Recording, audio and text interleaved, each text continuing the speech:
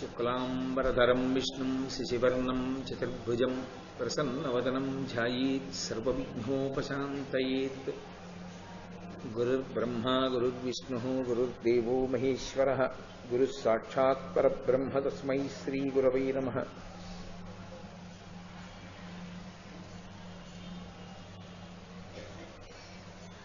వ్యాసాయ విష్ణురూపాయ వ్యాసరూపాయ విష్ణవే నమో వై బ్రహ్మనిధయే వాసిష్ఠాయ నమో నమః. కూజంతం రామ రామేతి మధురం మధురాక్షరం ఆరుహ్య కవితాశాఖాం వందే వాల్మీకికోకిలం. శ్రుతిస్మృతిపురాణానాం ఆలయం కరుణాలయం నమామి భగవత్పాదశంకరం లోకశంకరం. వాగర్ధావివ సంపృక్తౌ వాగర్ధప్రతిపత్తయే జగతః పితరౌ వందే పార్వతీపరమేశ్వరౌ.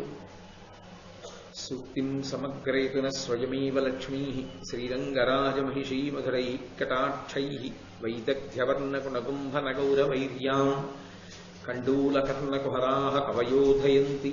హైమోర్ధపుండ్రమజహన్మకుటం సునాసం మందస్మితం మకరకుండలచారుగండం బింబాధరం బహుళదీర్ఘకృపాకటాక్షం శ్రీవేంకటేశముఖమాత్మనిసన్నిధత్తాం.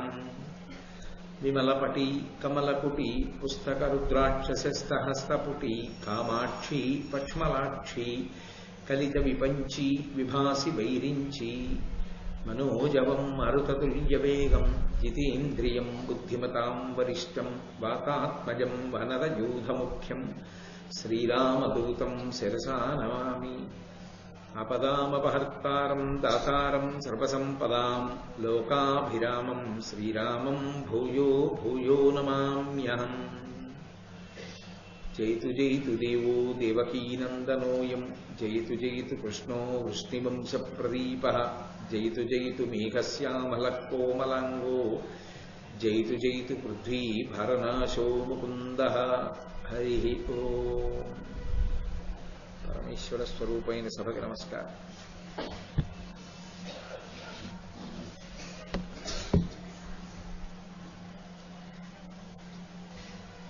నేను నిన్న మీతో మనవి చేశాను, పరమేశ్వరుని యొక్క దర్శనాన్ని, పరమేశ్వరుని యొక్క అనుగ్రహాన్ని అర్జునుడు పరిపూర్ణంగా సంతరించుకున్నాడు.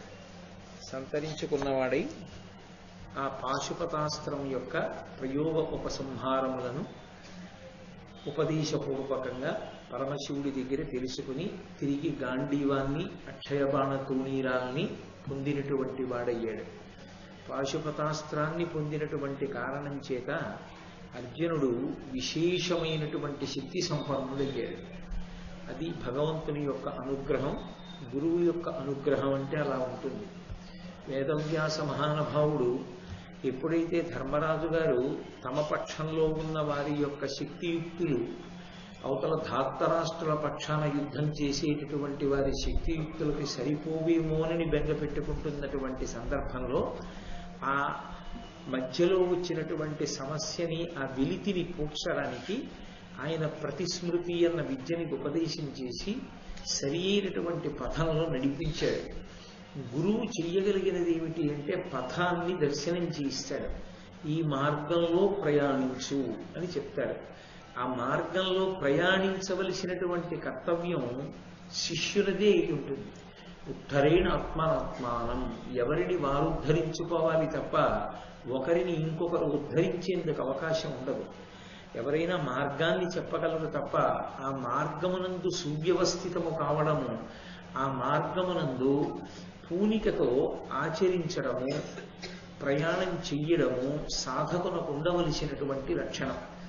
అర్జునుడు అన్ని ఇక్కట్లను ప్రతిబంధకములను అధిగమించి పరమేశ్వరుని యొక్క దర్శనాన్ని పొంది పాశుపతాస్త్రాన్ని పొందాడు అంటే దాని వెనక ప్రధానమైనటువంటి కారణాలు రెండు. ఒకటి వ్యాస మహర్షి యొక్క అనుగ్రహం, రెండవది ద్రౌపదీదేవి మాట్లాడినటువంటి మాటలు.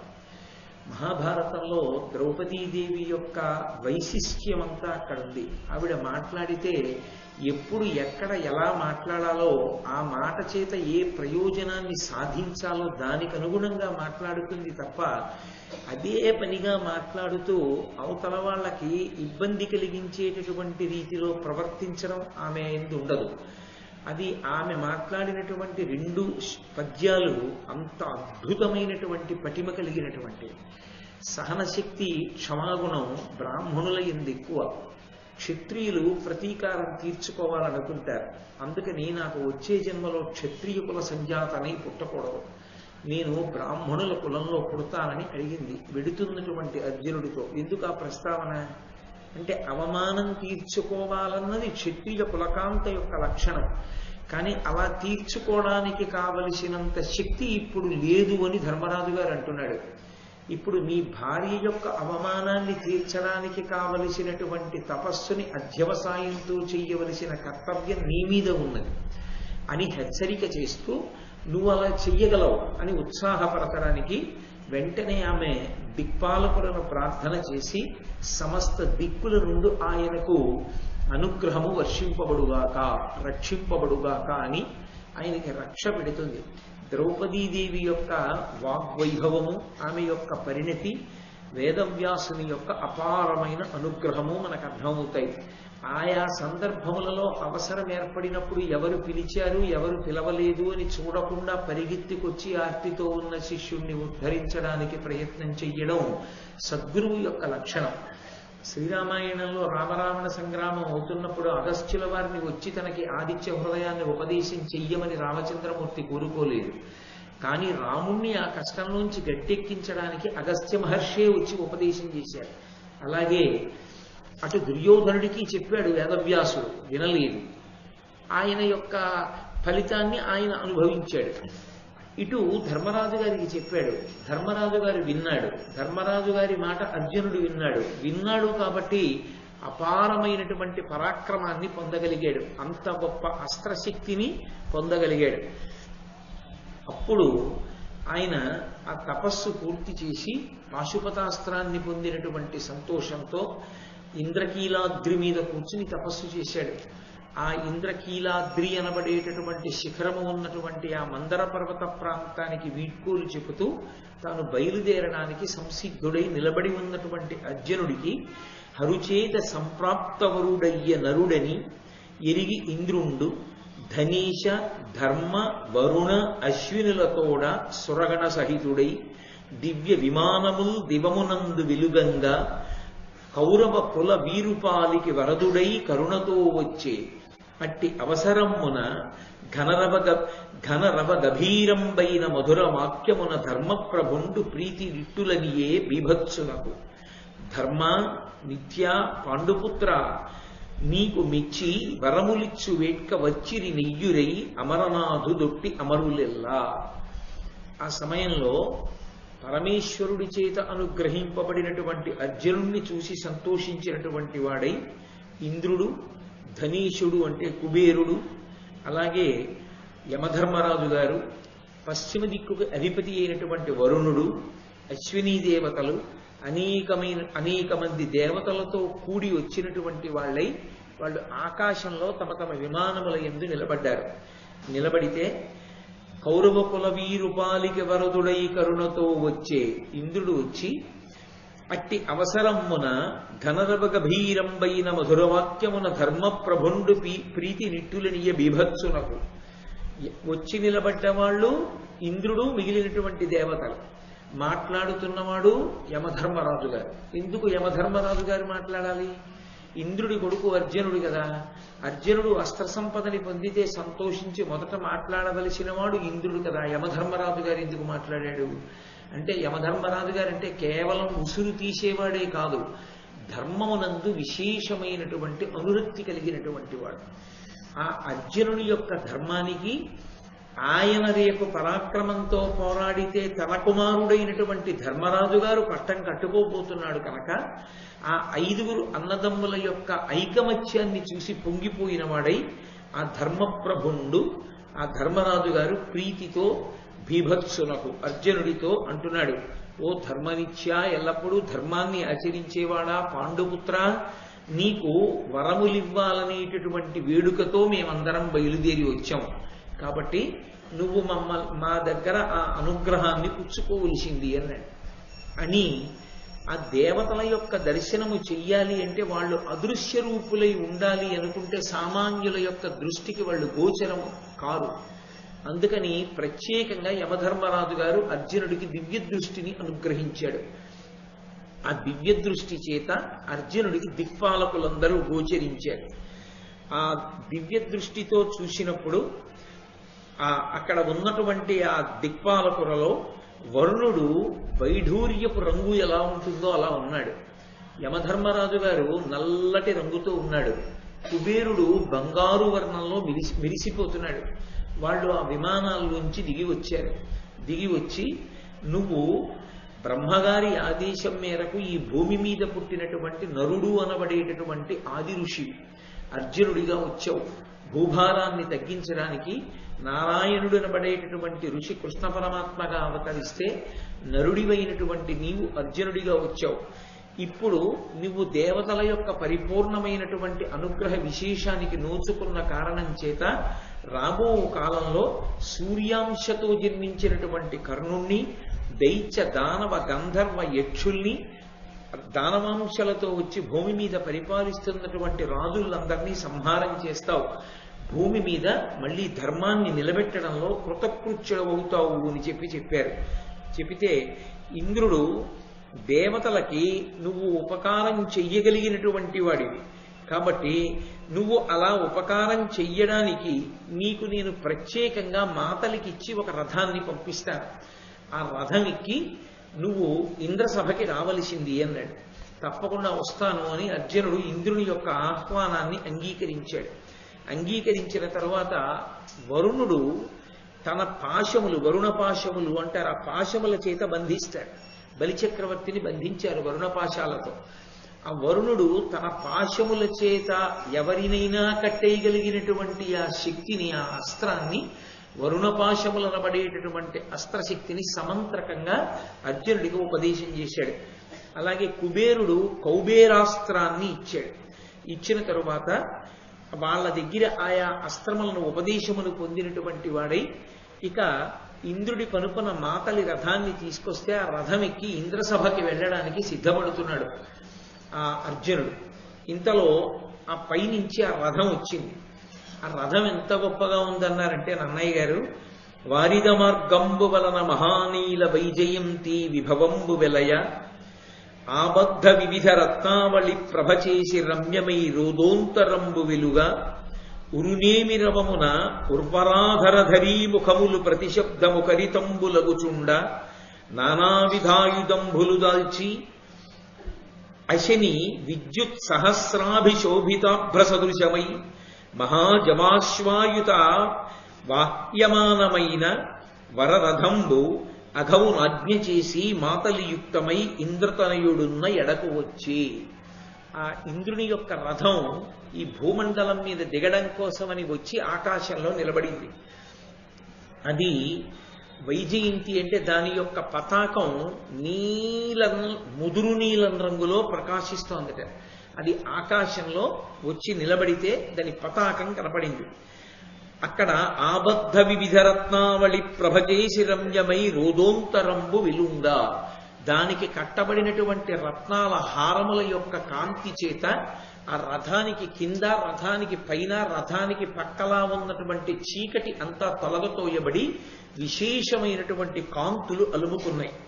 ఉరునేమి రవమున ఉర్వరాధరధరీ ముఖములు ప్రతిశబ్దము ఖరితంబులగుచుండా, ఆ రథానికి ఉన్నటువంటి చక్రముల యొక్క ఇరుసు చేసేటటువంటి చప్పుడికి ఈ భూమినంతటినీ మోయగలిగినటువంటి పర్వతముల యొక్క గుహల యొక్క ముఖద్వారముల నుండి ప్రతిధ్వనులు బయటికి వస్తున్నాయిట. నానావిధాయుధంబులు దాల్చి ఆ రథంలో అనేకమైనటువంటి ఆయుధములు సమకూర్చబడ్డాయి. అశని విద్యుత్ సహస్రాభిశోభితాభ్రసదృశమై మెరుపులు 1000 మెరుపులు దాని చుట్టూ కూడా ఉంటే ఎలా ఉంటుందో అలా 1000 మెరుపులతో కూడుకున్నటువంటి ఒక మేఘం వస్తే ఆకాశంలో నిలబడితే చూడగానే అది ఎంత కంటిని ఆకర్షిస్తుందో అటువంటి మేఘంలా వచ్చి నిలబడినటువంటిదై మహాజవాశ్వాయుత వాహ్యమానమైన 10,000 గుర్రములు పూంచబడి ఉన్నాయి ఆ రథానికి. 10,000 గుర్రములు పూంచబడినటువంటి ఆ రథాన్ని చూసి వరరథంబు అఘవునాజ్ఞ చేసి, ఇంద్రుడికి అఘవుడు అని ఒక పేరు. ఎందుచేత అఘవుడు అంటే ఆయన పాపములు తీయగలిగినవాడు, యజ్ఞముల యందు హవిస్సుని తీసుకుని మనుష్య కోటిని రక్షించేటటువంటి లక్షణం ఉన్నవాడు. అందుకని అఘవును ఆజ్ఞ చేసి ఇంద్రుడి యొక్క ఆజ్ఞ మేరకి మాతలి ఆ రథాన్ని తీసుకొచ్చి ఆకాశమునందు నించున్నాడు. నించుని ఆ ఇంద్రతనయుడైన అర్జునుడి దగ్గరికి వచ్చి, నీ కోసం నీ తండ్రి అయిన దేవేంద్రుడు ఈ రథాన్ని పంపించాడు, నీవు ఈ రథాన్ని అధిరోహించి ఇంద్రసభకి రావలసింది అన్నాడు. అంటూ ఒక మాట అన్నాడు, నేను ఎప్పటి నుంచో మీ నాన్నగారి దగ్గర సారథిగా నేను ఉద్యోగం చేస్తున్నాను, కానీ 100 అశ్వమేధ యాగాలు చేసిన వాళ్ళు, కొన్ని 100 రాజసూయ యాగములు చేసినటువంటి వాళ్ళు కూడా ఈ రథం ఎక్కి ఇంద్రసభకి రాలేదు. మొట్టమొదటిసారి నీ కొరకు ఈ రథం పంపబడింది, ఈ రథం ఎక్కి నువ్వు ఇంద్రసభకి వద్దుగానివి రమ్మన్నాడు. అంటే మనుష్యలోకంలో సంచరించేటటువంటి ప్రాకృతమైన శరీరంతో ఉన్నవాడు అర్జునుడు కనుక అటువంటి దివ్యరథాన్ని అధిరోహించడానికి కావలసినటువంటి ఆ పునీతమైనటువంటి తేజస్సుని పొందడానికి అనువుగా వెళ్లి గంగానది స్నానం చేసి, ఆ గంగానదిలో తన యొక్క తండ్రికి, తాతగారికి, ముత్తాతగారికి, అలాగే అక్కడ దేవతలకి అందరికీ కూడా తర్పణం చేసి తాను శుచి, ఇంతకు ముందు వచ్చినటువంటి దేవతల్ని కూడా అలాగే మాటల చేత, పుష్పముల చేత, మంచినీటి చేత, పదార్థముల చేత పూజించాడు. ఇప్పుడు తాను తేజస్సు కలిగినటువంటి వాడై ఆ రథాన్ని అధిరోహించి ఆయన ఇంద్రలోకానికి బయలుదేరాడు.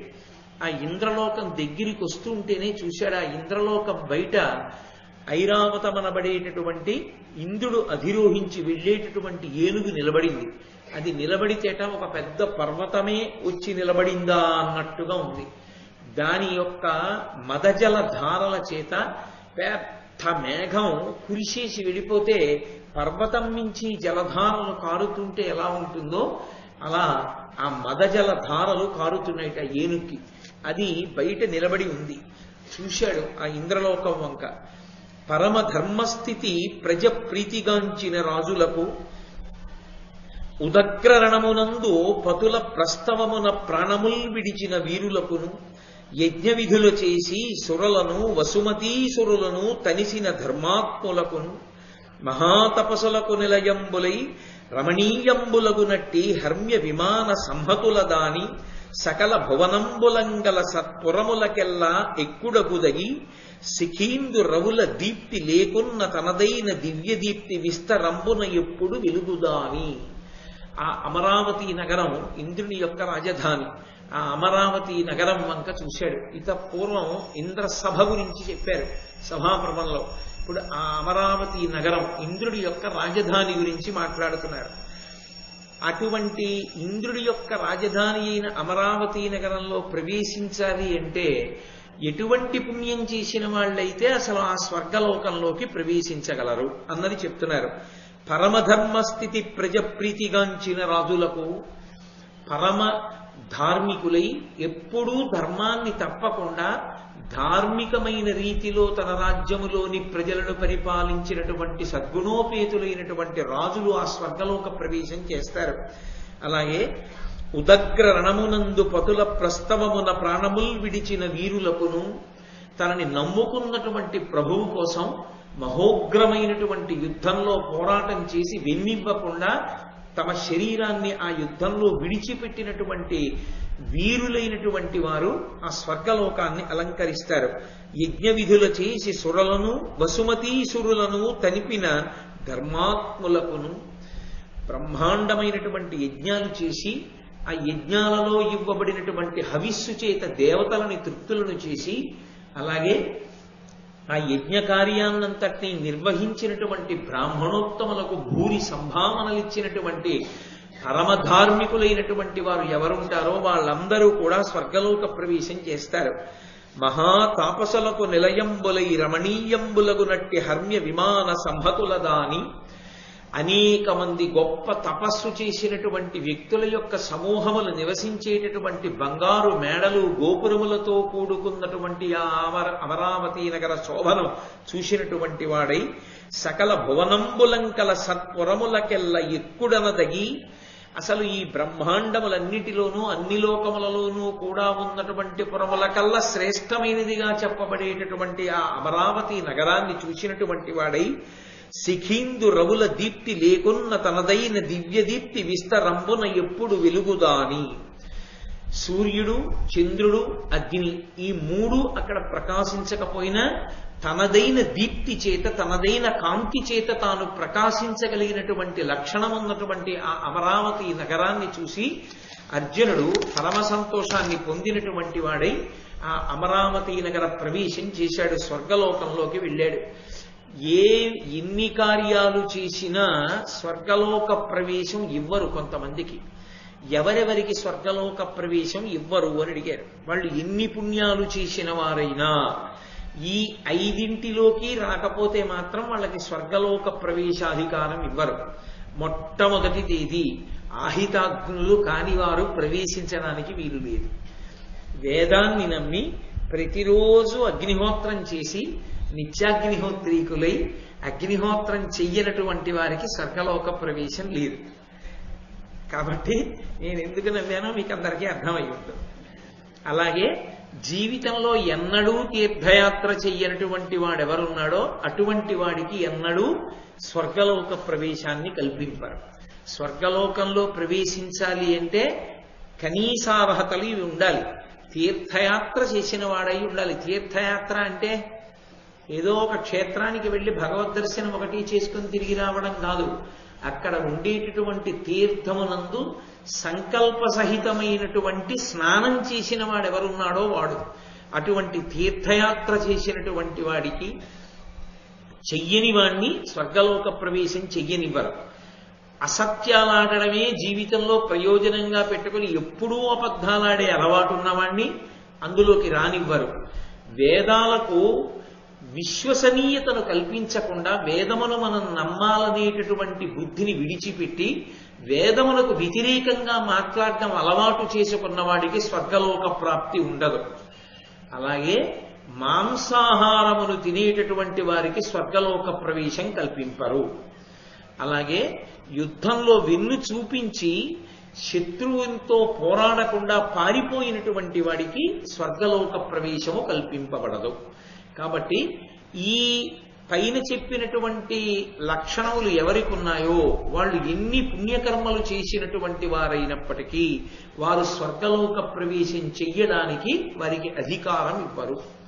కాబట్టి అర్జునుడు అక్కడ ప్రవేశించగానే అక్కడ ఉన్నటువంటి కొలనలు, రమణీయమైనటువంటి వృక్షములు, పారిజాతాది కల్పవృక్షములు, వాటి మించి వచ్చేటటువంటి సువాసనల గుబాళింపులు, వీటన్నిటినీ అనుభవిస్తూ స్వర్గలోకం అంటే అక్కడ దుఃఖమేం ఉండదు, సుఖస్పర్శ తప్ప అసలు దుఃఖం అనేటటువంటిది స్వర్గలోకమనందు కించిత్ కూడా ఉండదు. కానీ యథార్థమైనటువంటి మాట మాట్లాడాలి అంటే స్వర్గలోకవాసాన్ని కోరకూడదు. ఎందుకోలో తెలుసా? మర్త్యలోకం అంటే ఈ లోకంలో ఉన్నవాడు స్వర్గలోకాన్ని కోరుకుంటే ఎంత కష్టపడి సంపాదించుకున్న పుణ్యమంతా సుఖరూపంలో నశించిపోతుంది. కొంతకాలం అక్కడ ఉంటాడు. క్షీణే పుణ్యే మర్త్యలోకం విశంతి. కొన్ని భోగాలు అనుభవించిన తర్వాత నువ్వు చేసిన పుణ్యమంతా ఈ భోగం అనుభవించడానికి ఖర్చు అయిపోయింది, కిందకి వెళ్ళిపోమ్మని మళ్ళీ తోసేస్తాడు, మళ్ళీ వచ్చి పడిపోతాడు. అందుకే పుణ్యకర్మ దేని కొరకు చెయ్యాలి అంటే పుణ్యకర్మ వచ్చే జన్మలో ఈ పుణ్యకర్మని అడ్డుపెట్టి పరమేశ్వరుడు నాకేదో భోగం ఇస్తాడని, లేదా ఈ పుణ్యకర్మ చెయ్యడం వల్ల నాకు ఉత్తమ లోకవాసం లభిస్తుందని, ఏదో స్వర్గలోకంలో కూర్చోవచ్చని పుణ్యకర్మ చెయ్యరాదు. అది ఎటువంటిది అంటే ఏదో మంచి ఎండలో పెడుతున్నవాడు ఒక్కసారి ఏటీఎం కౌంటర్లోకి వెళ్ళి డబ్బులు తీసుకునేటప్పుడు నిలబడినప్పుడు పొందేటటువంటి ఏసీ సుఖం లాంటి. అక్కడ మీరు ఇంకొక 5 నిమిషాలు నించున్నామంటే 10 మంది 50 మంది బయట నించుని ఉంటారు. కాబట్టి మీరు బయటికి వెళ్ళిపోవాలి డబ్బులు తీసుకోగానే. మహా అయితే ఒక 5 నిమిషాలు 10 నిమిషాలు అక్కడ నుండి బయటికి వెళ్ళిపోవడం, ఉన్న డబ్బులు తీసేసుకోవడం అయిపోతుంది. లోపలికి వెళ్ళినందుకు చల్లతనం కాసేపు ఉంటుందంతే. ఆ తర్వాత మళ్ళీ బయటికి వచ్చిన తర్వాత ఎండే ఉపయోగం ఏమి ఉండదు.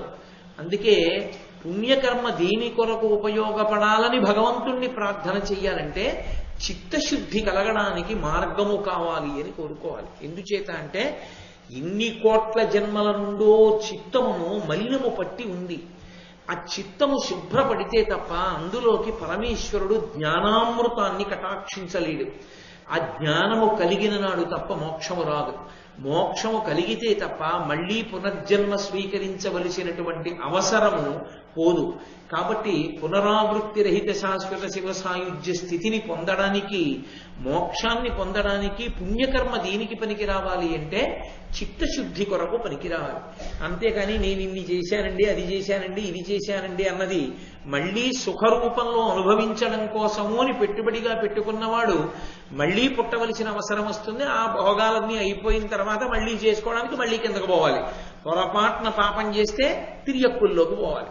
అందుకని స్వర్గలోకవాసానికి 5 నిబంధనలు ఉన్నాయి కదండి, మనం వెడతామా అని బెంగ పెట్టుకోవలసిన అవసరం ఏమీ లేదు. యథార్థమునకు మనుష్యుని కన్నా అదృష్టవంతుడు ప్రపంచంలో సృష్టిలో ఇంకొకడు లేడు. మనుష్యుడొక్కడే ఊర్ధ్వలోకవాసం కూడా కోడుకోకుండా చిత్తశుద్ధితో జ్ఞానాన్ని పొంది మోక్షానికి దగ్గరవడానికి కావలసినటువంటి సాధనా సంపత్తిని చేకూర్చుకోగలిగినటువంటి అధికారి అయి ఉంటాడు. కాబట్టి అటువంటి ప్రయత్నము కొరకు పుణ్యకర్మ చెయ్యాలి తప్ప, భగవంతుని యొక్క అనుగ్రహమునకు దగ్గరవడానికి పుణ్యకర్మ చెయ్యాలి తప్ప, కేవలంగా పుణ్యం చేస్తే అదేదో సుఖాన్ని ఇస్తుంది, భోగాన్ని ఇస్తుంది అన్నదాని కోసం పుణ్యకర్మ చెయ్యడం అవివేకంతో కూడుకున్నటువంటి పని యథార్థమునకు. కాబట్టి అక్కడికి వెళ్ళినటువంటి అర్జునుడిని చూశారు ఆ ఇంద్రలోకంలో ఉన్న వాళ్ళందరూ. నరుడైన ఆదిముని అని, హరిసుతుడని, హరి సహాయుడని, హరుచేతన్ వరములు వడసిన వాడని సురలెల్లను వచ్చి పార్థు చూచిరి ప్రీతిన్. ఆ స్వర్గలోకంలో దేవతలందరూ ఉంటారు.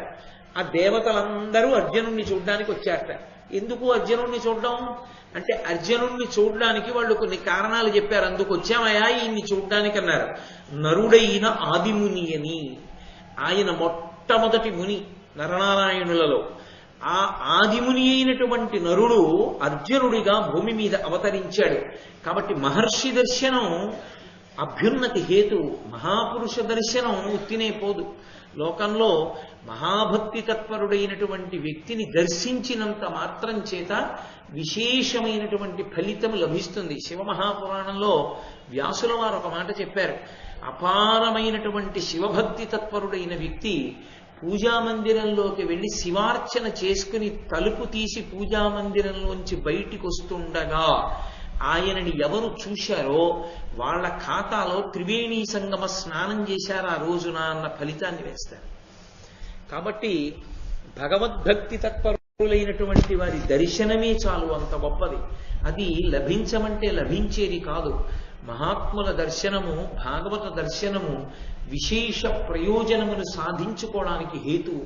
అందుకే అది దొరకమంటే దొరికేది కాదు. ఎవరైనా దాన్ని సద్వినియోగం చేసుకోవలసిందే. భారతం వింటున్నప్పుడు స్వర్గలోకంలో ఉన్న దేవతలు అర్జునుడిని చూడడానికి వెళ్ళారు అంటే వాళ్ళు కారణాలు చెప్తున్నారు, ఎందుకు వెడుతున్నారు. అందుకే సాధారణంగా లోకంలో ఒక మర్యాదతో కూడుకున్నటువంటి నడవడి ఒకటి ఉంటుంది.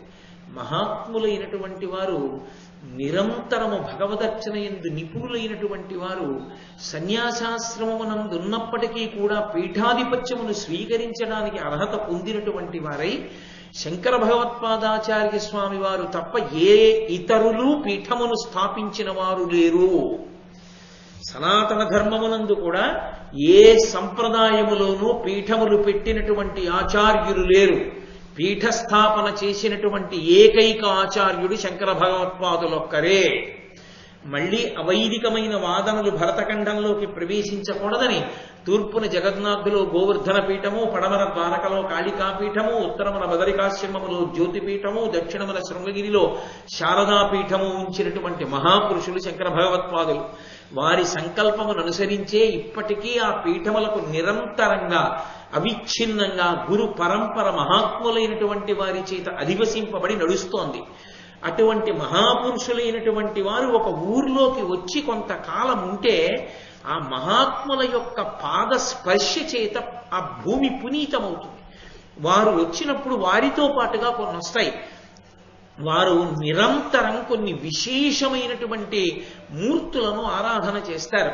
ఒక ఉదాహరణ చెప్పాలి అంటే శంకర భగవత్పాదులు కైలాసానికి వెళ్ళినప్పుడు పరమశివుడు 5 శివలింగాలు ఇచ్చాడు.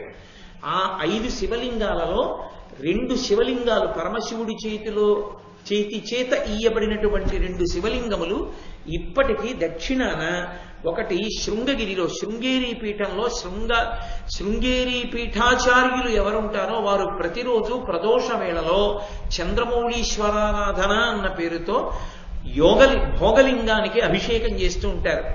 యోగలింగము అన్న పేరుతో వేరొక స్ఫటికలింగం కామకోటి పీఠంలో ఉంది. వారిని ప్రత్యేకం ఊళ్ళో ఉన్నటువంటి వాళ్ళు, పెద్ద పెద్ద దేవాలయ ప్రాంగణాలు ఉన్నటువంటి వాళ్ళు ఆహ్వానం చేస్తారు. అయ్యా మీరు వచ్చి చాతుర్మాస్యం చేయండి మా దగ్గర అని. కామకోటి పీఠాధిపత్యం వహించినటువంటి చంద్రశేఖరేంద్ర సరస్వతి మహాస్వామి వారు నడిచి వెళ్ళిపోతూ ఉండేవారు. ఆ చాతుర్మాస్య కాలం వచ్చినప్పుడు వారు దగ్గరలో ఉన్న ఊరిలో విడిది చేసేవారు. అది పెద్ద తీర్థం అయిపోయేది.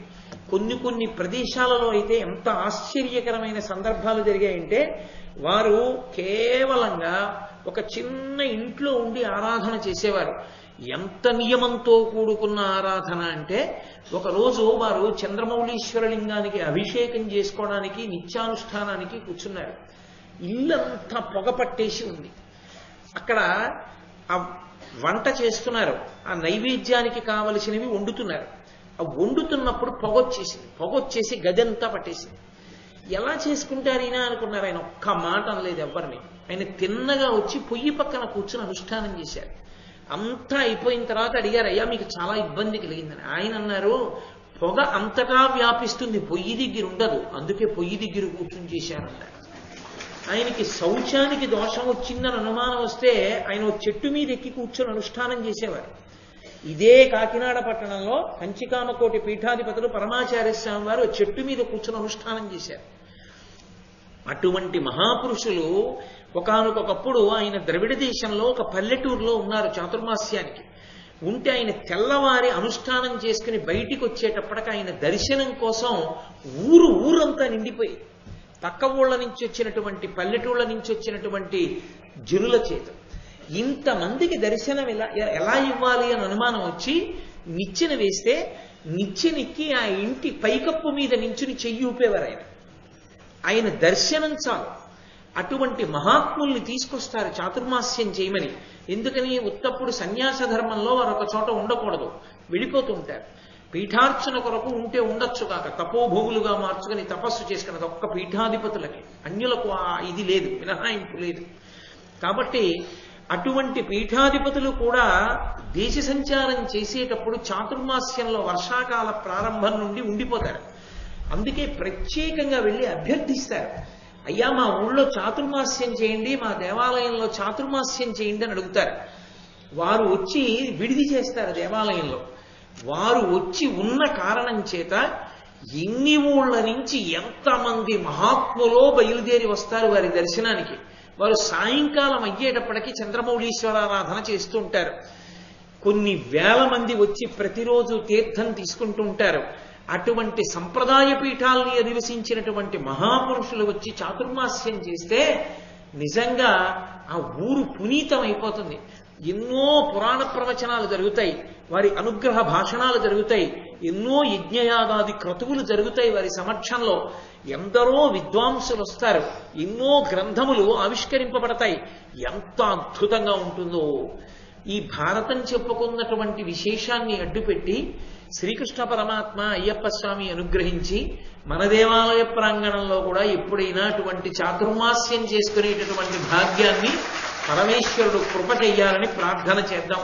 కాబట్టి అర్జునుడిని దర్శనం చేయడానికి దేవతలు ఎందుకు వెళ్ళారు అంటే, ఇప్పుడు అర్జునుడుగా ఉన్నాడు కానీ ఆయన ఆదిముని నారాయణుడు, ఆయన నరుడు. నారాయణుడు కృష్ణుడుగా ఉన్నాడు. భూభారాన్ని తగ్గించడానికి ఇంద్రపుత్రుడుగా అర్జునుడుగా భూమి మీద పుట్టాడు.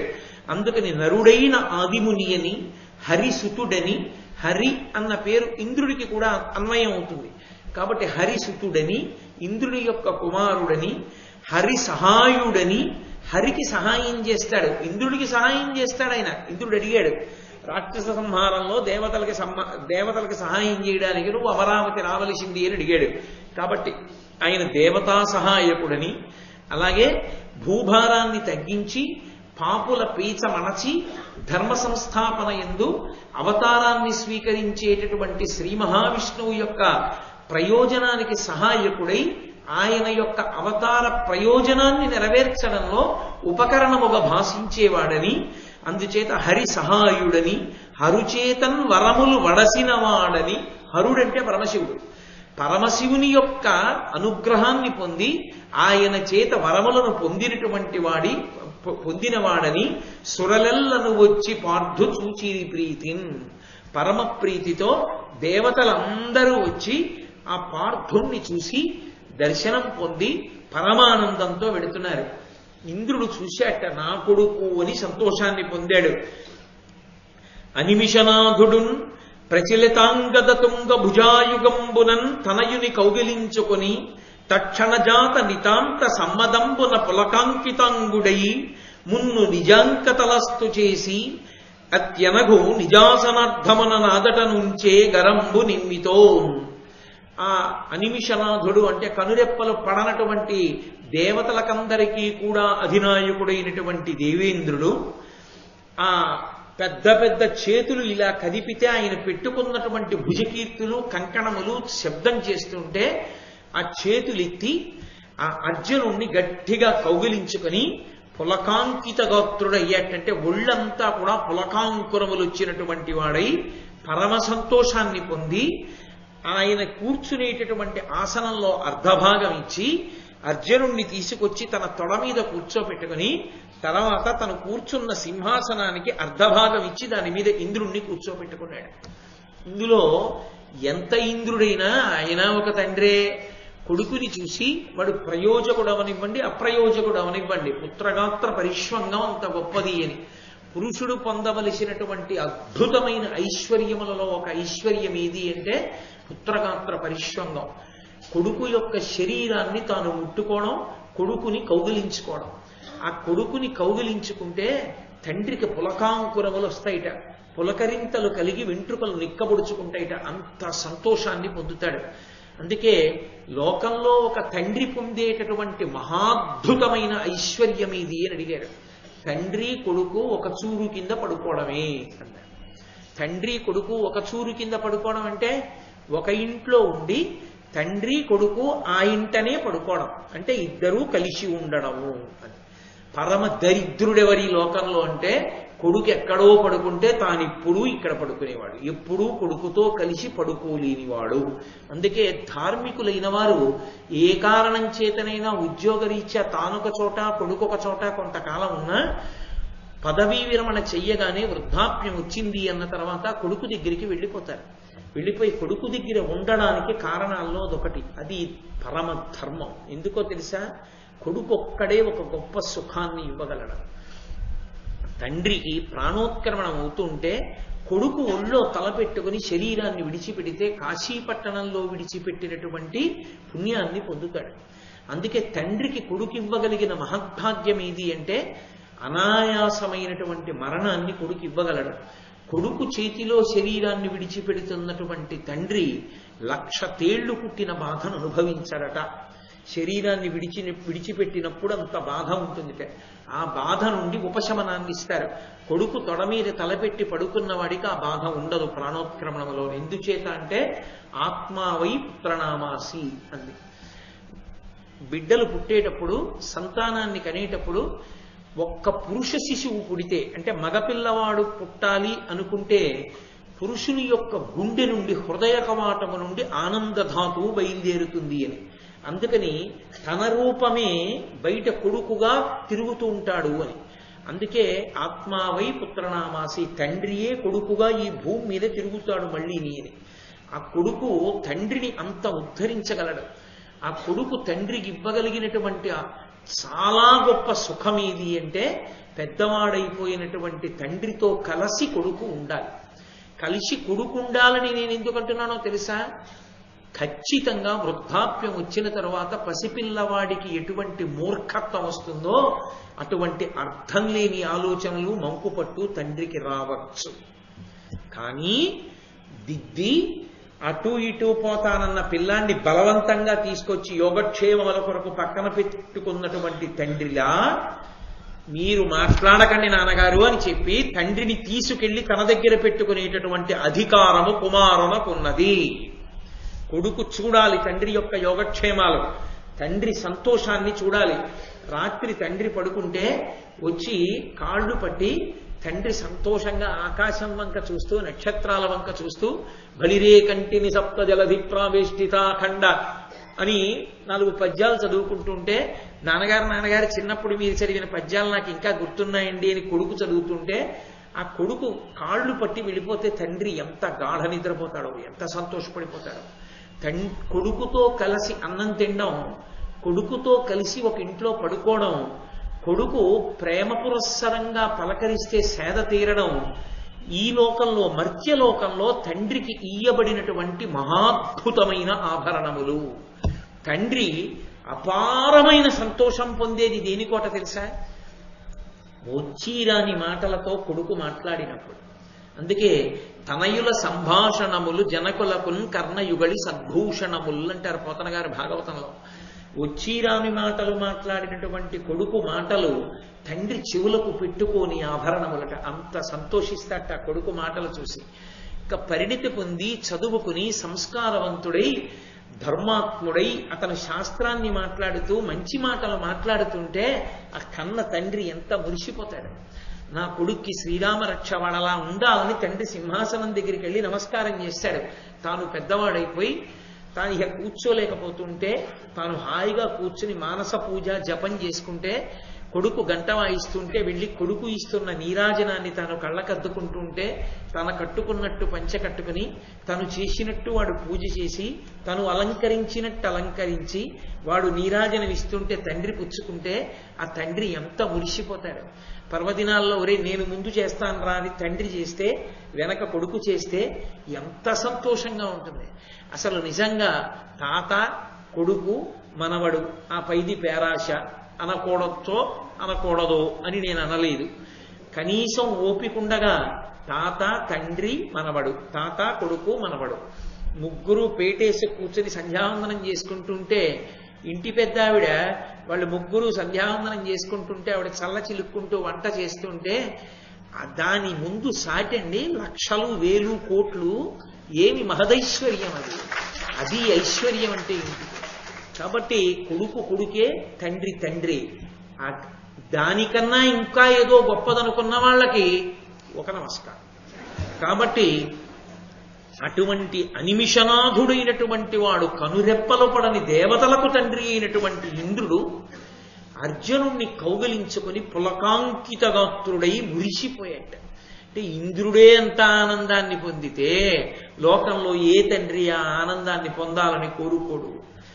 ఐరావతం యొక్క కుంభస్థలం మీద తరచుగా తన అరచేతితో కొట్టి దాన్ని అటు ఇటు నడిపించడంలో కఠినమైనటువంటి ఆ ఏనుగు యొక్క కుంభస్థలం రాపిడి చేత కాయలు కాచి కరుపు తేరినటువంటి తన చేత్తో అర్జునుడి యొక్క సర్వాంగములను స్పృశించి ఓసారి చేయి పట్టుకుని ఓసారి వీపు మీద చెయ్యేసి, అబ్బా ఏమి భుజాలు మా వాడివి, వీటికే కట్టుకుంటాడు అక్షయ బాణతూణీరాలు అని ఓసారి ఆ భుజాలు ముట్టుకుని, అబ్బా ఎంత పెద్ద వీపురా మా వాడిది, కవచం కట్టుకుంటే అందుకే అంత అందంగా ఉంటాడు అని ఆ వీపు ముట్టుకుని ఆ కొడుకుని 10 మాటలు ముట్టుకుంటే అసలే కరుకు తేరిన చెయ్యేమో ఆ చెయ్యి మీద పడుతుంటే నాన్నగారు పిచ్చి ప్రేమతో ముట్టుకుంటున్నారని అర్జునుడు నిరోధించకుండా ఊరుకుంటే ఆ ముట్టుకుని ముట్టుకుని ముట్టుకుని ముట్టుకుని మురిసిపోతున్నట్ట ఇంద్రుడు.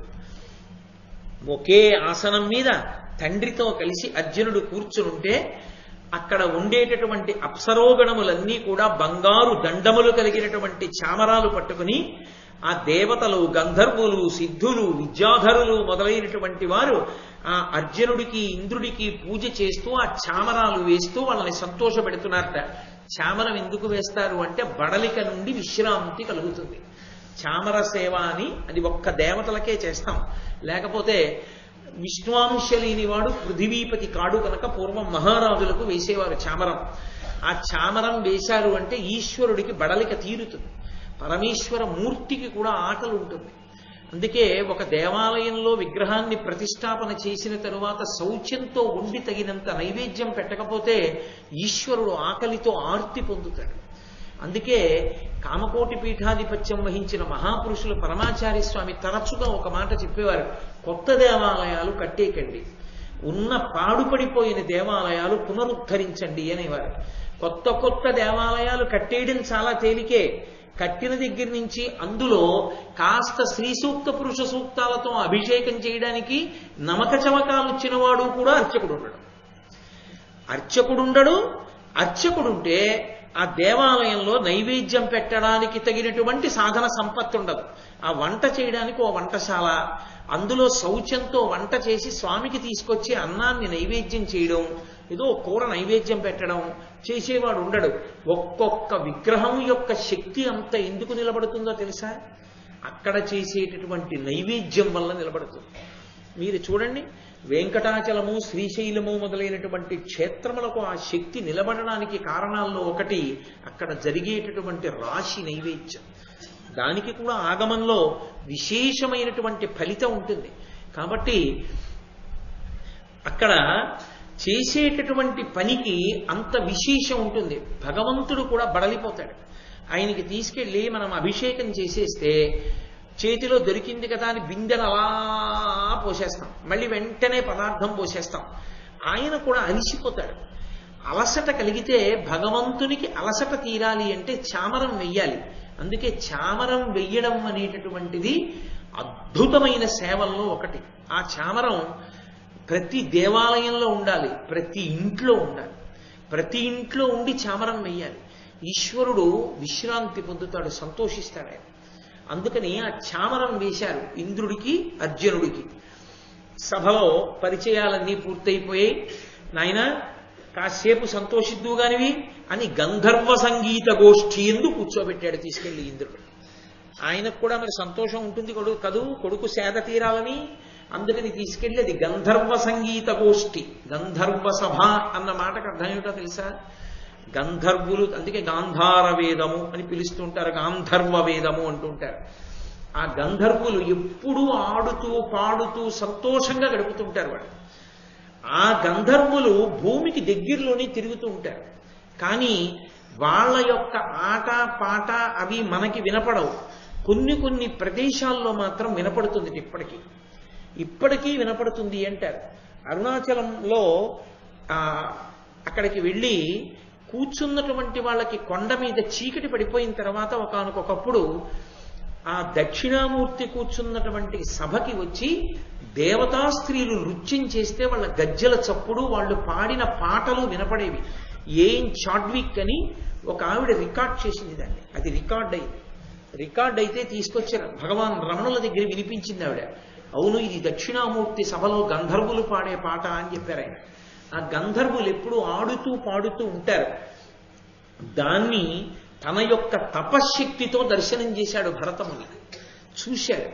చూసి గంధర్వులు ఇలా ఆడతారు, ఇలా పాడతారు అని నట్టువాంగంతో ఆ నృత్యం ఎలా చెయ్యాలో భరతముని రచన చేశాడు. గంధర్వుల యొక్క ఆట పాట అంత గొప్పవి. వాళ్ళు సహజంగా ఉల్లాసంగా ఉంటారు. ఎందుచేత అంటే నృత్యమునందు లాస్య ప్రకటన మనకు ఎంతో గొప్ప స్థితి ఉంటుంది. ఎందుచేత నేను ఈ మాట అంటున్నానంటే భగవంతుని యొక్క రూపాన్ని అందరికీ కూడా దర్శనమిప్పించేస్తాడు నర్తకుడు. ఆ లక్షణం ఉంటుంది. చూడండి, పూజ అనేటటువంటిది జరుగుతున్నప్పుడు అది ఏం జరుగుతోంది అన్నది అర్థం అవడం అందరికీ సాధ్యం కావచ్చు, కాకపోవచ్చు. ఒక మంత్రంతో పూజ జరుగుతోంది అనుకోండి, ఆ మంత్రభాగం ఏమిటి, ఉపచారం ఏమిటి, ఎందుకు అలా జరుగుతోంది అన్నది తెలిసిన్ననాడు లోపల పొంగొస్తుంది. ఆ మంత్రం ఏమిటో తెలియదు, ఆ ఉపచారం ఏమిటో తెలియదు, ఏం జరుగుతోందో తెలియదనుకోండి, ఆ సంతోషం కలగదు. అందుకే ఆ బండతనం వస్తుంది మనసుకని పూజలో రాజోపచారాల్లో నృత్యం దర్శయామి అని పెడతారు. ఆ నృత్యం అక్కడ చేస్తే ఏమవుతుందంటే భగవంతుని యొక్క దర్శనము కలుగుతుంది సభకి. ఎలా కలుగుతుంది అంటారేమో మీరు, ఉత్సాహంగా చెయ్యాలి. అందుకే నృత్యం చేసేటటువంటి వాడు కేవలంగా ఏదో మన్ను తిన్న పాములా ఉండకూడదు. కస్తూరి తిలకం లలాట ఫలకే అన్నారనుకోండి, ఆ కస్తూరి తిలకం ఇలా నొసటి మీద కృష్ణుడికి ఎలా ఉంటుందో ఆవిడ అభినయిస్తుంది. వక్షస్థలే కౌస్తుభం నాసాగ్రే నవమౌక్తికం అని చూపిస్తుంది. చూపించినప్పుడు ఆ నర్తకీమణి చేసేటటువంటి నృత్యానికి అనుగుణంగా, ఆమె యొక్క భావ ప్రకటనమునకు అనుగుణంగా అప్పుడు మీకు ఆ నర్తకీమణి కనపడదు. ఎప్పుడైనా ఒకరు నృత్యం చేసేటప్పుడు వారే కనపడ్డారనుకోండి, ఆమె లేదా అతడు నృత్యం చెయ్యడంలో సఫలీకృతుడయ్యాడని మీరు అనలేరు. సఫలీకృతులయ్యారు అని గుర్తే ఉంటా తెలుసా? వారు కనపడకూడదు. వారు ఏ పాత్రని అక్కడ ప్రదర్శిస్తున్నారో అది మీకు కనపడాలి. అది మీకు కనపడిందనుకోండి, ఎవరు అలా నృత్యం చేశారో వారు ధన్యులు. సభకంతటికి ఆ దర్శనాన్ని ఇప్పించారు అని గుర్తు. నేను మీతో దీనికి సంబంధించి ఒక ఉదాహరణ ఆవిష్కరించాలి అంటే, అత్యద్భుతం ఏది అంటే, శ్రీనివాస కళ్యాణం చేస్తుంటారు శోభానాయుడు గారు. ఆవిడ ఆ పందెం వేసి ఏదో కాసేపు సంతోషంగా ఆడడానికి వెంకటేశ్వర స్వామి వారితో పాచికలు ఆడుతుంది. ఆడినప్పుడు ఆవిడ పద్మావతి, వెంకటేశ్వరుడిగా నాకు జ్ఞాపకం ఉండి ప్రియా కార్తికేయన్ అని వేరొక తల్లి అభినయం చేసేవారు. వాళ్ళిద్దరూ పాచికలు ఆడతారు. ఆడినప్పుడు వాళ్ళ చేతిలో పాచికలు ఏమి ఉండవు, అక్కడ ఏమీ ఆ పాచికలు ఆడుతున్నటువంటి మంటపం ఏమి ఉండదు. కానీ వాళ్ళిద్దరూ కూర్చుని ఆ పందెం వేస్తారు. ఇలా ఇలా ఇలా అని ఇలా వేసినట్లు చూపిస్తుంది ఆవిడ. చూపిస్తే వెంకటేశ్వర స్వామి వారు గెలుస్తూ ఉంటారు, ఈవిడ ఓడిపోతూ ఉంటుంది. ఈవిడ ఓడిపోతున్న కొద్దీ ఆవిడలో ఉడుకుమోత్తనం అంటారే, ఆ ఉడుకుమోత్తనాన్ని ఆవిడ ఆవిష్కరించినటువంటి తీరు చూస్తే ఆవిడ ఓడిపోయి ఎంత ఉడుకుమోత్తనానికి పోతుందో చూడండి పద్మావతీదేవి అనిపిస్తుంది. ఆ భృగు వచ్చి తన్నాడు అనుకోండి, ఆ తన్నాడన్న కోపంతో వెంకటేశ్వర స్వామి వారు ఎంత బ్రతిమాలినా స్వామి నేనుండ వైకుంఠమందు అంటూ అదే మాట వినపడుతుండగా ఆవిడ నేను ఉండను నేను వెళ్ళిపోతానని చెప్పి కోపంతో ఆయన చేతులు తోసేసి ఆఖరికి సభ నుండి నిష్క్రమిస్తుంది ఆవిడ రంగస్థలం నుంచి. అంటే ఆవిడ కొల్హాపురం వెళ్ళిపోయిందనమాట. వెళ్ళిపోతున్నప్పుడు మీకు కేవలంగా శోభానాయుడు గారు కనపడరు. శోభానాయుడు గారికి బదులుగా శ్రీ మహాలక్ష్మి కనపడుతుంది. లక్ష్మీ విష్ణువుల సంవాదం కనపడుతుంది. అబ్బా, లక్ష్మీదేవి ఆడితే ఇలా ఉంటుంది, ఇలా ఉంది అనిపిస్తుంది. గరుత్మంతుడు ఉండడు. గరుత్మంతుడిలా చేతులాడిస్తూ ఒకళ్ళు ముందెడుతూ ఉంటారు. కూర్చుని వెడుతుంటే ఎలా వెడతారో అలాగే వెడతారు పద్మావతి శ్రీనివాసులు అభయహస్తం అంటే. అది చూసినప్పుడు మనం మమేకం అయిపోతాం. అప్పుడు శోభానాయుడు గారు కనబడరు. ఇవన్నీ వేసేసి ఆవిడ అలంకారం అంతా తీసేసి మళ్ళీ వేదిక మీదకి ఒక శాలువా కప్పుకుని ఏదో పరిచయం చేసినప్పుడు వచ్చారనుకోండి, ఈ తల్లి ఇన్ని చేశారని ఆశ్చర్యపోయి చూస్తాం. అంత గొప్ప అభినయం చేయగలరు. అందుకే అంతర్జాతీయ స్థాయిలో కూచిపూడి వైభవాన్ని నిలబెట్టగలిగింది ఆ తల్లి. కాబట్టి ఎందరో ఉన్నారు, నేను ఆ ఉదాహరణకి ఆ తల్లి పేరు చెప్పాను.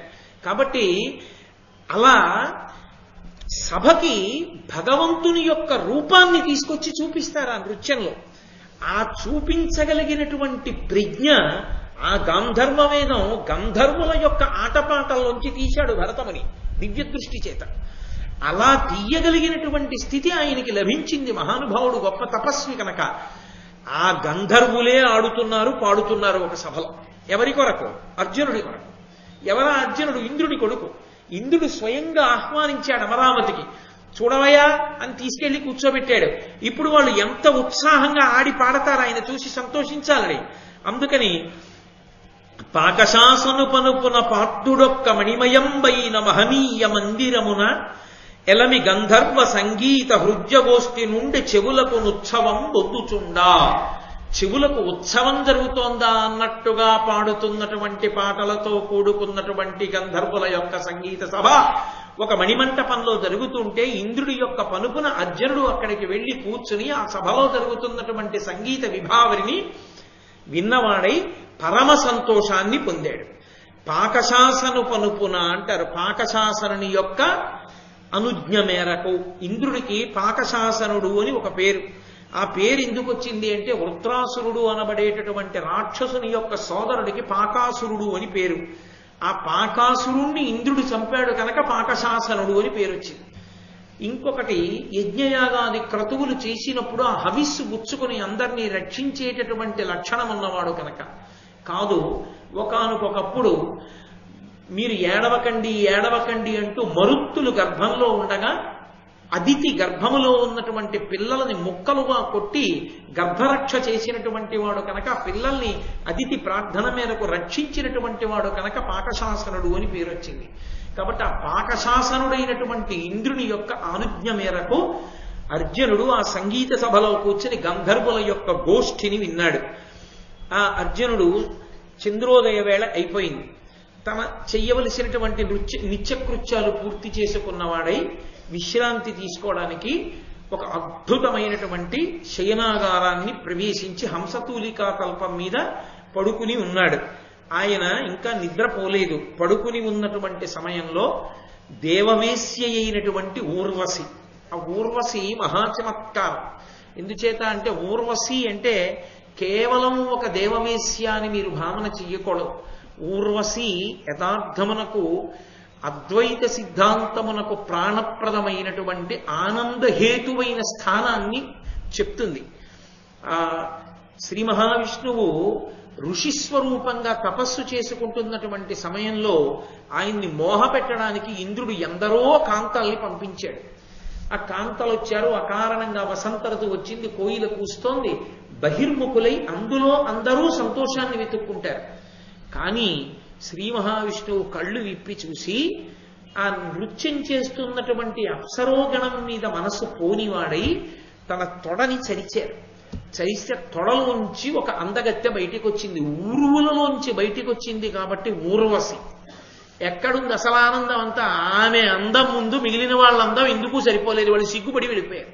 అంటే అసలు నిజమైన ఆనందం ఎక్కడున్నది అంటే మనలో ఉన్నది, బయట లేదు అని చెప్పేటటువంటి అంతర్లీనమైన సిద్ధాంతమునకు ప్రతీక ఊర్వశి. ఊర్వశి విష్ణువు యొక్క ఊరువుల నుండి ఉద్భవించినది, మహాందగత్తె. కాబట్టి పురూరవుడంతటి వాడు కొంతకాలం ఆమెతో ఉన్నందుకు మతిపోయినటువంటి వాడై ఆ ఊర్వశి కోసం తిరిగి తిరిగి తిరిగి తిరిగి ఒకటిగా ఉన్న అగ్నులు త్రేతాగ్నులన్న పేరుతో మూడవడానికి కారణం ఈ ఊర్వశిని మరిచిపోలేక ఆయన చేసి 2 వెదురు కర్రల్ని పెట్టి ఆయన రాపాడించినటువంటి స్థితి వలన త్రేతాగ్నులు పుట్టే. అది వేరు కథ అనుకోండి, ఇప్పుడు దాన్ని నేను స్పృశించానంతే. కాబట్టి ఆ ఊర్వశి అంత విశేషమైనటువంటి తల్లి. ఆమె దేవవేశ్య. ఆమె అర్జునుడు నిద్రించవలసినటువంటి ఆ అంతఃపురం యొక్క సౌధంలో ఆయన ఉన్నటువంటి గదిలోకి ప్రవేశించింది. ప్రవేశించగానే అర్జునుడు లేచి నిలబడ్డాడు. నిలబడి గబగబా వెళ్ళి నమస్కారం చేసి, నన్ను పుత్రస్నేహంబున మనమున మన్నించి శుభ సమగ్రుని చేయన్ చనుదించి తీవు ముదమున జనయిత్రీ ఏను కృతార్థ జన్ముడనైతిన్ అన్నాడు. జనయిత్రీ అమ్మా అని పిలిచాడు. పిలిచి నన్ను పుత్రస్నేహంబున మనమున మన్నించి, నీ మనస్సులో కొడుకొచ్చాడు, నేను కనపడలేదని నా మీద ఇంత ప్రేమతో అమ్మా నన్ను చూడ్డానికి వచ్చావా అమ్మా? శుభ సమగ్రుని చేయన్. అమ్మ యొక్క దర్శనం చేత ఏ కొడుకైనా శుభ పరంపరలని పొందుతాడు కదా అమ్మ ఆశీర్వచనంతో. అమ్మ ఆశీర్వచనం అంటే పరబ్రహ్మము యొక్క ఆశీర్వచనం కదా. అమ్మా నన్ను అనుగ్రహించడానికి వచ్చావా అమ్మా ఇంత ప్రేమతోటి? నేను కృతార్థుడనైతిన్ అమ్మా, నేను కృతార్థ జన్ముడనైతిన్, నా జన్మయే కృతార్థత పొందిందమ్మా అన్నాడు. ఇది తల్లిని చూడడం అంత గొప్ప విశేషమా? అది కాదు. వంశకర్త యొక్క భార్య అన్నది అర్జునుడి యొక్క భావన. వంశకర్తల యందు అంత గౌరవాన్ని పొంది ఉండాలి అని. యథార్థానికి అసలు వంశవృక్షము అని ఉంటుంది.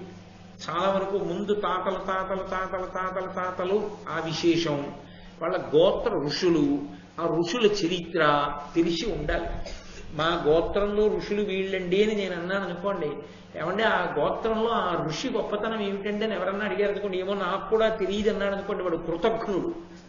వాళ్ళు వంశకర్తలు, వాళ్ళు వంశంలో ముందు ఉన్నటువంటి మహానుభావులు. కాబట్టి వాళ్ళు జననీ జనకులతో సమానం. అటువంటి వాళ్ళ గురించి తెలిసి ఉండాలి. కాబట్టి వంశకర్త అయిన పురూరవుని భార్య, అందుకుని జనయిత్రి తల్లి ఊర్వశి. అందుకని అమ్మా నీకు నమస్కారం అమ్మా అన్నాడు. అంటే ఊర్వశి అంది, అనుపమ శౌర్య నీదు సముదగ్ర గుణంబులు నారదాది సన్మునివరులెల్ల చెప్పగా ప్రమోదమునన్ భవదీయ సంగమం వనిశము కోరుచుందగ ప్రియంబున వచ్చితి నేను కొరగానను జనియిత్రినంచు ఒక నాయము వల్కెదు వక్రభాషలను. అనుపమ శౌర్య, అనుపమ అంటే పోల్చడానికి తగిన వస్తువు లేనిది, ఉపమానము లేనిది అనుపమ. అటువంటి అనుపమమైనటువంటి శౌర్యము కలిగినటువంటి వాడా, నీ యొక్క సమగ్రమైనటువంటి గుణములను నారదాది మహర్షుల వలన నేను విన్నానయ్యా. విని ఎంతో సంతోషంతో నీతో సంగమ సుఖాన్ని పొందాలి అని దేవవేశ్యని కనుక నీ దగ్గరికి వచ్చాను. ఇదెక్కడి ధర్మం అయ్యోయ్, నేను నీతో సంగమ సుఖాన్ని అపేక్షించి వస్తే నువ్వు నన్ను తల్లి అని సంబోధిస్తున్నావు, అలా కుదురుతుందా అని అడిగింది ఆవిడ. అడిగితే, నీకు ఏనాటి తల్లిని నిజము చెప్పుమా, అమర లోకంబు వేశ్యలమైన మాకు ఇట్టి తగవులు నడవ వహీన బాహువీర్య ఇచ్చట వావులు వెతకచనదు. ఇది ఇంద్రలోకం, నేను దేవవేశ్యని. ఈ లోకంలో వావి వరసలు ఉండవు, ఒక్కొక్క లోకానికి ఒక్కొక్క ధర్మం. ఇది కేవలం భోగముతో కూడుకున్నటువంటి లోకం, పశ్చిమ దేశాల్లాగా. కాబట్టి ఇది కేవలం భోగానికి సంబంధించినటువంటి లోకం. ఇక్కడ నేను దేవవేశ్యని, నేను నీకు తల్లినేమిటి, నీకు ఏనాటి తల్లిని నిజము చెప్పుమా, ఏనాడు నీకు తల్లినయ్యా నేను అసలు, నీ ఎలా అన్నావు అలా నేను అమ్మనని.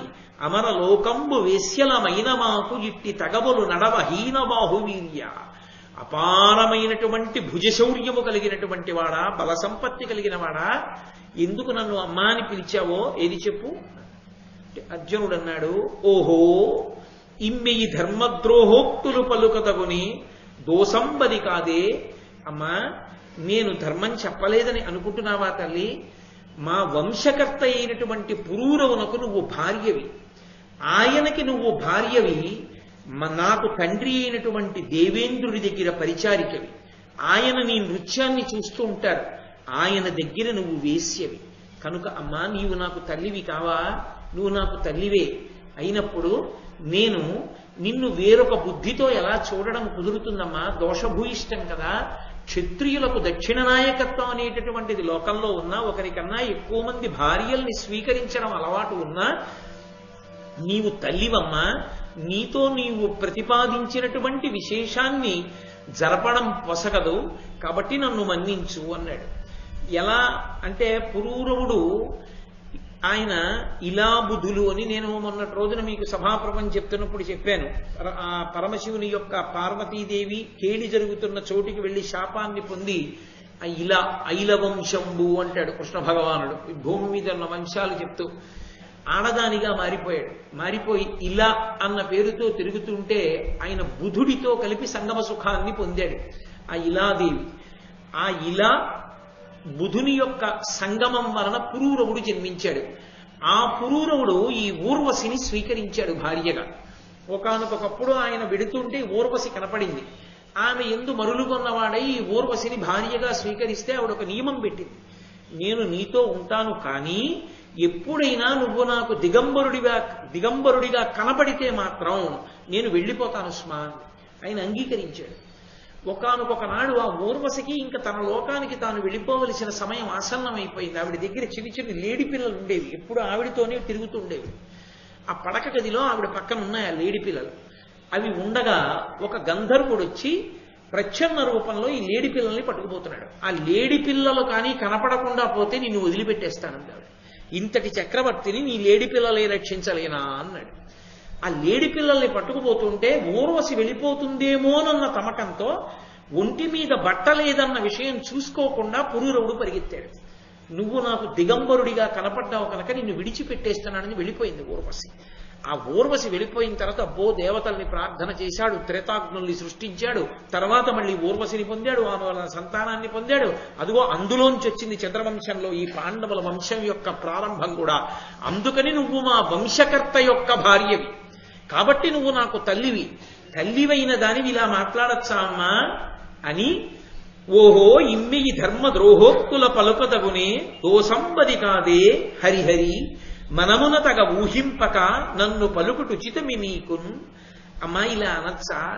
అనకూడదు కదా. ఎంత ధర్మద్రోహముతో కూడుకున్న మాట మాట్లాడావమ్మా.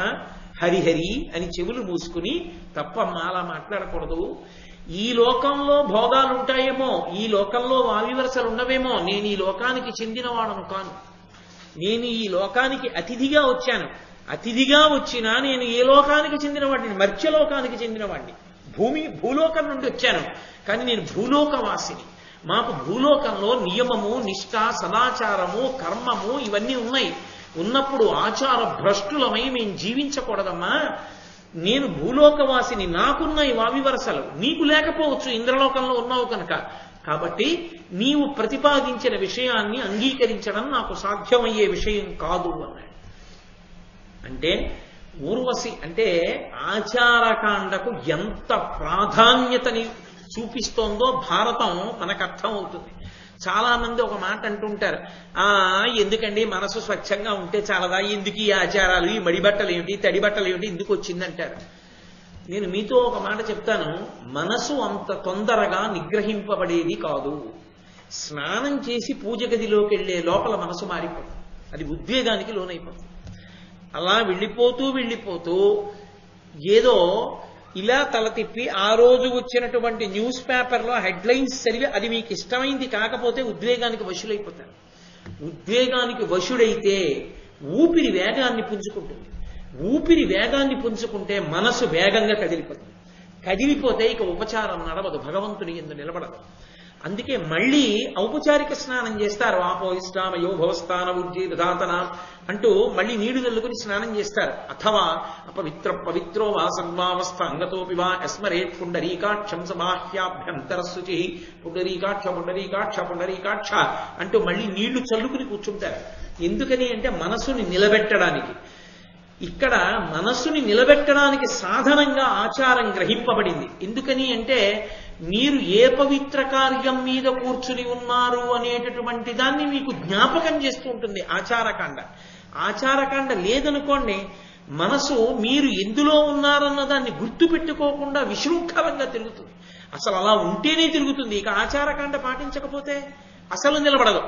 మీరు ఏదో మడిబట్ట కట్టుకుని, విభూతి పెట్టుకుని, ఓ బొట్టు పెట్టుకుని, ఓ రుద్రాక్ష తావళం వేసుకుని, ఉత్తరీయం ఒక్కటే వేసుకుని ఓ పీట మీద కూర్చుని ఉన్నారనుకోండి, మీకు జ్ఞాపకం వస్తుంటుంది, నేను ఈశ్వరారాధన చేస్తున్నాను, నాకు ఇప్పుడు ఏమిటి ఈ ఎక్కర్లేని ఆలోచనలు ఏమిటని కనీసం ఓసారి లెంపలేసుకుని బలవంతంగా భగవంతుడి దగ్గర మనసు పెట్టే ప్రయత్నం చేస్తారు. అసలు ఇటువంటి ఏర్పాటు ఏమీ చేయదనుకోండి, ఇక మనసు ఎలా నిలబడుతుంది? అందుకే ఆచారకాండ దేని కొరకు అంటే మనసుని తీసుకొచ్చి భగవంతుని యందు నిలబెట్టడానికి. ఆ స్థాయిని పొందకుండా ఆచారం ఎందుకని మాట్లాడడం అర్థరహితమైన విషయం. అది జ్ఞాపకం ఉండాలనే, పవిత్రంగా విధి నిర్వహణ చెయ్యాలనే ఆచారానికి వశులవుతారు.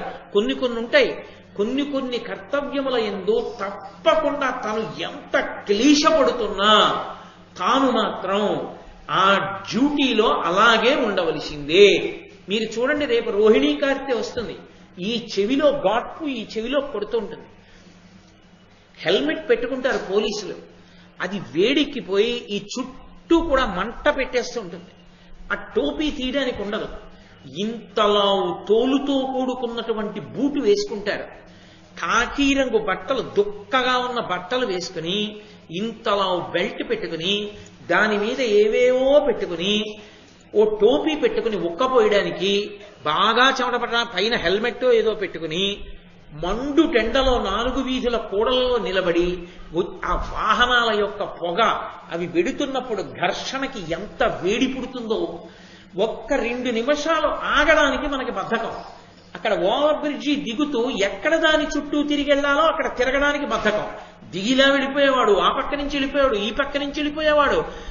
ఒక్క ఫర్లాంగ్ దూరం వెళ్ళడానికి క్రమశిక్షణతో ఉండడానికి ఇష్టం లేని వాళ్ళని, సెల్ ఫోన్ ఇలా పెట్టుకుని మాట్లాడుతూ వెహికల్స్ డ్రైవ్ చేసే వాళ్ళని, ఒక్కడు 4 వీధుల కూడలలో నిలబడి వాళ్ళ క్షేమం కోసం తాను వెళ్లి ఏ పక్కనో కూర్చుని చల్లగాను పక్కన ఏ ఏటీఎం కౌంటర్ ఉంటే ఇందులో నేను కాసేపు కూర్చుంటానంటే ఏం కాదంటారంటే పోలీస్ కానిస్టేబుల్ ఏసీలో కూర్చోవచ్చు, కానీ తను అక్కడ కూర్చుంటే ఏ ప్రమాదం జరుగుతుందోనని 10 మంది సంక్షేమం కోసం అంత ఎండలో వడగాట్పు కొడుతుందని అందరూ వెళ్ళిపోతుంటే, అంత రోహిణీ కార్తిలో ఒక పోలీస్ కానిస్టేబుల్ నిలబడుతున్నాడంటే అతనికి తన విధి పట్ల దీక్షతో అలా నిలబడడానికి కావలసినటువంటి ఆ భావన, బాగా నిలబడిపోవడానికి, అంకిత భావం ఏర్పడడానికి ఆ కాకి బట్టలు వేసి నిలబెడతాడు. ఆ బట్ట ఆచారకాండ. నీకు భగవదారాధన యందు ఆచారకాండని నిరసిస్తే నువ్వు ఇతరమైనటువంటి వాటిల్లో ఆచారకాండని ఎందుకు అంగీకరించగలుగుతున్నావు? ఏం అక్కడ మనకి వచ్చిన ఆచారకాండ ఈశ్వరానుగ్రహానికి చేసేటటువంటి ఆ సాధన యందు ఎందుకు తప్పైంది? సరిగ్గా అర్థం చేసుకుంటే ఏది ఎందుకు పెట్టారో తెలుస్తుంది. మెట్ట వేదాంతంతో మాట్లాడాలని 10 మందిని పాడు చెయ్యాలనుకున్నవాడు ఏమైనా మాట్లాడచ్చు. ఈ దేశంలో ఏది మాట్లాడడానికి ఏది రాయడానికి అభ్యంతరాలు లేవు కనుక. కాబట్టి మహానుభావుడైనటువంటి అర్జునుడు ఆచారకాండకి అంత ప్రాముఖ్యత ఇచ్చి మాట్లాడాడు. నేను భూలోకవాసిని, నాకు విధి నిషేధములున్నాయి. ఏది చెయ్యకూడదో అది చెయ్యకూడదు, ఏది చెయ్యాలో అది చెయ్యాలి. కాబట్టి నీవు స్వేచ్ఛావిహరిణి అయి ఉండొచ్చు, ఇక్కడ వావివరసలు లేకపోవచ్చు, నేను అలా ప్రవర్తించకూడదు, నేను అలా ప్రవర్తించనన్నాడు. అమ్మా అని పిలిచాడు.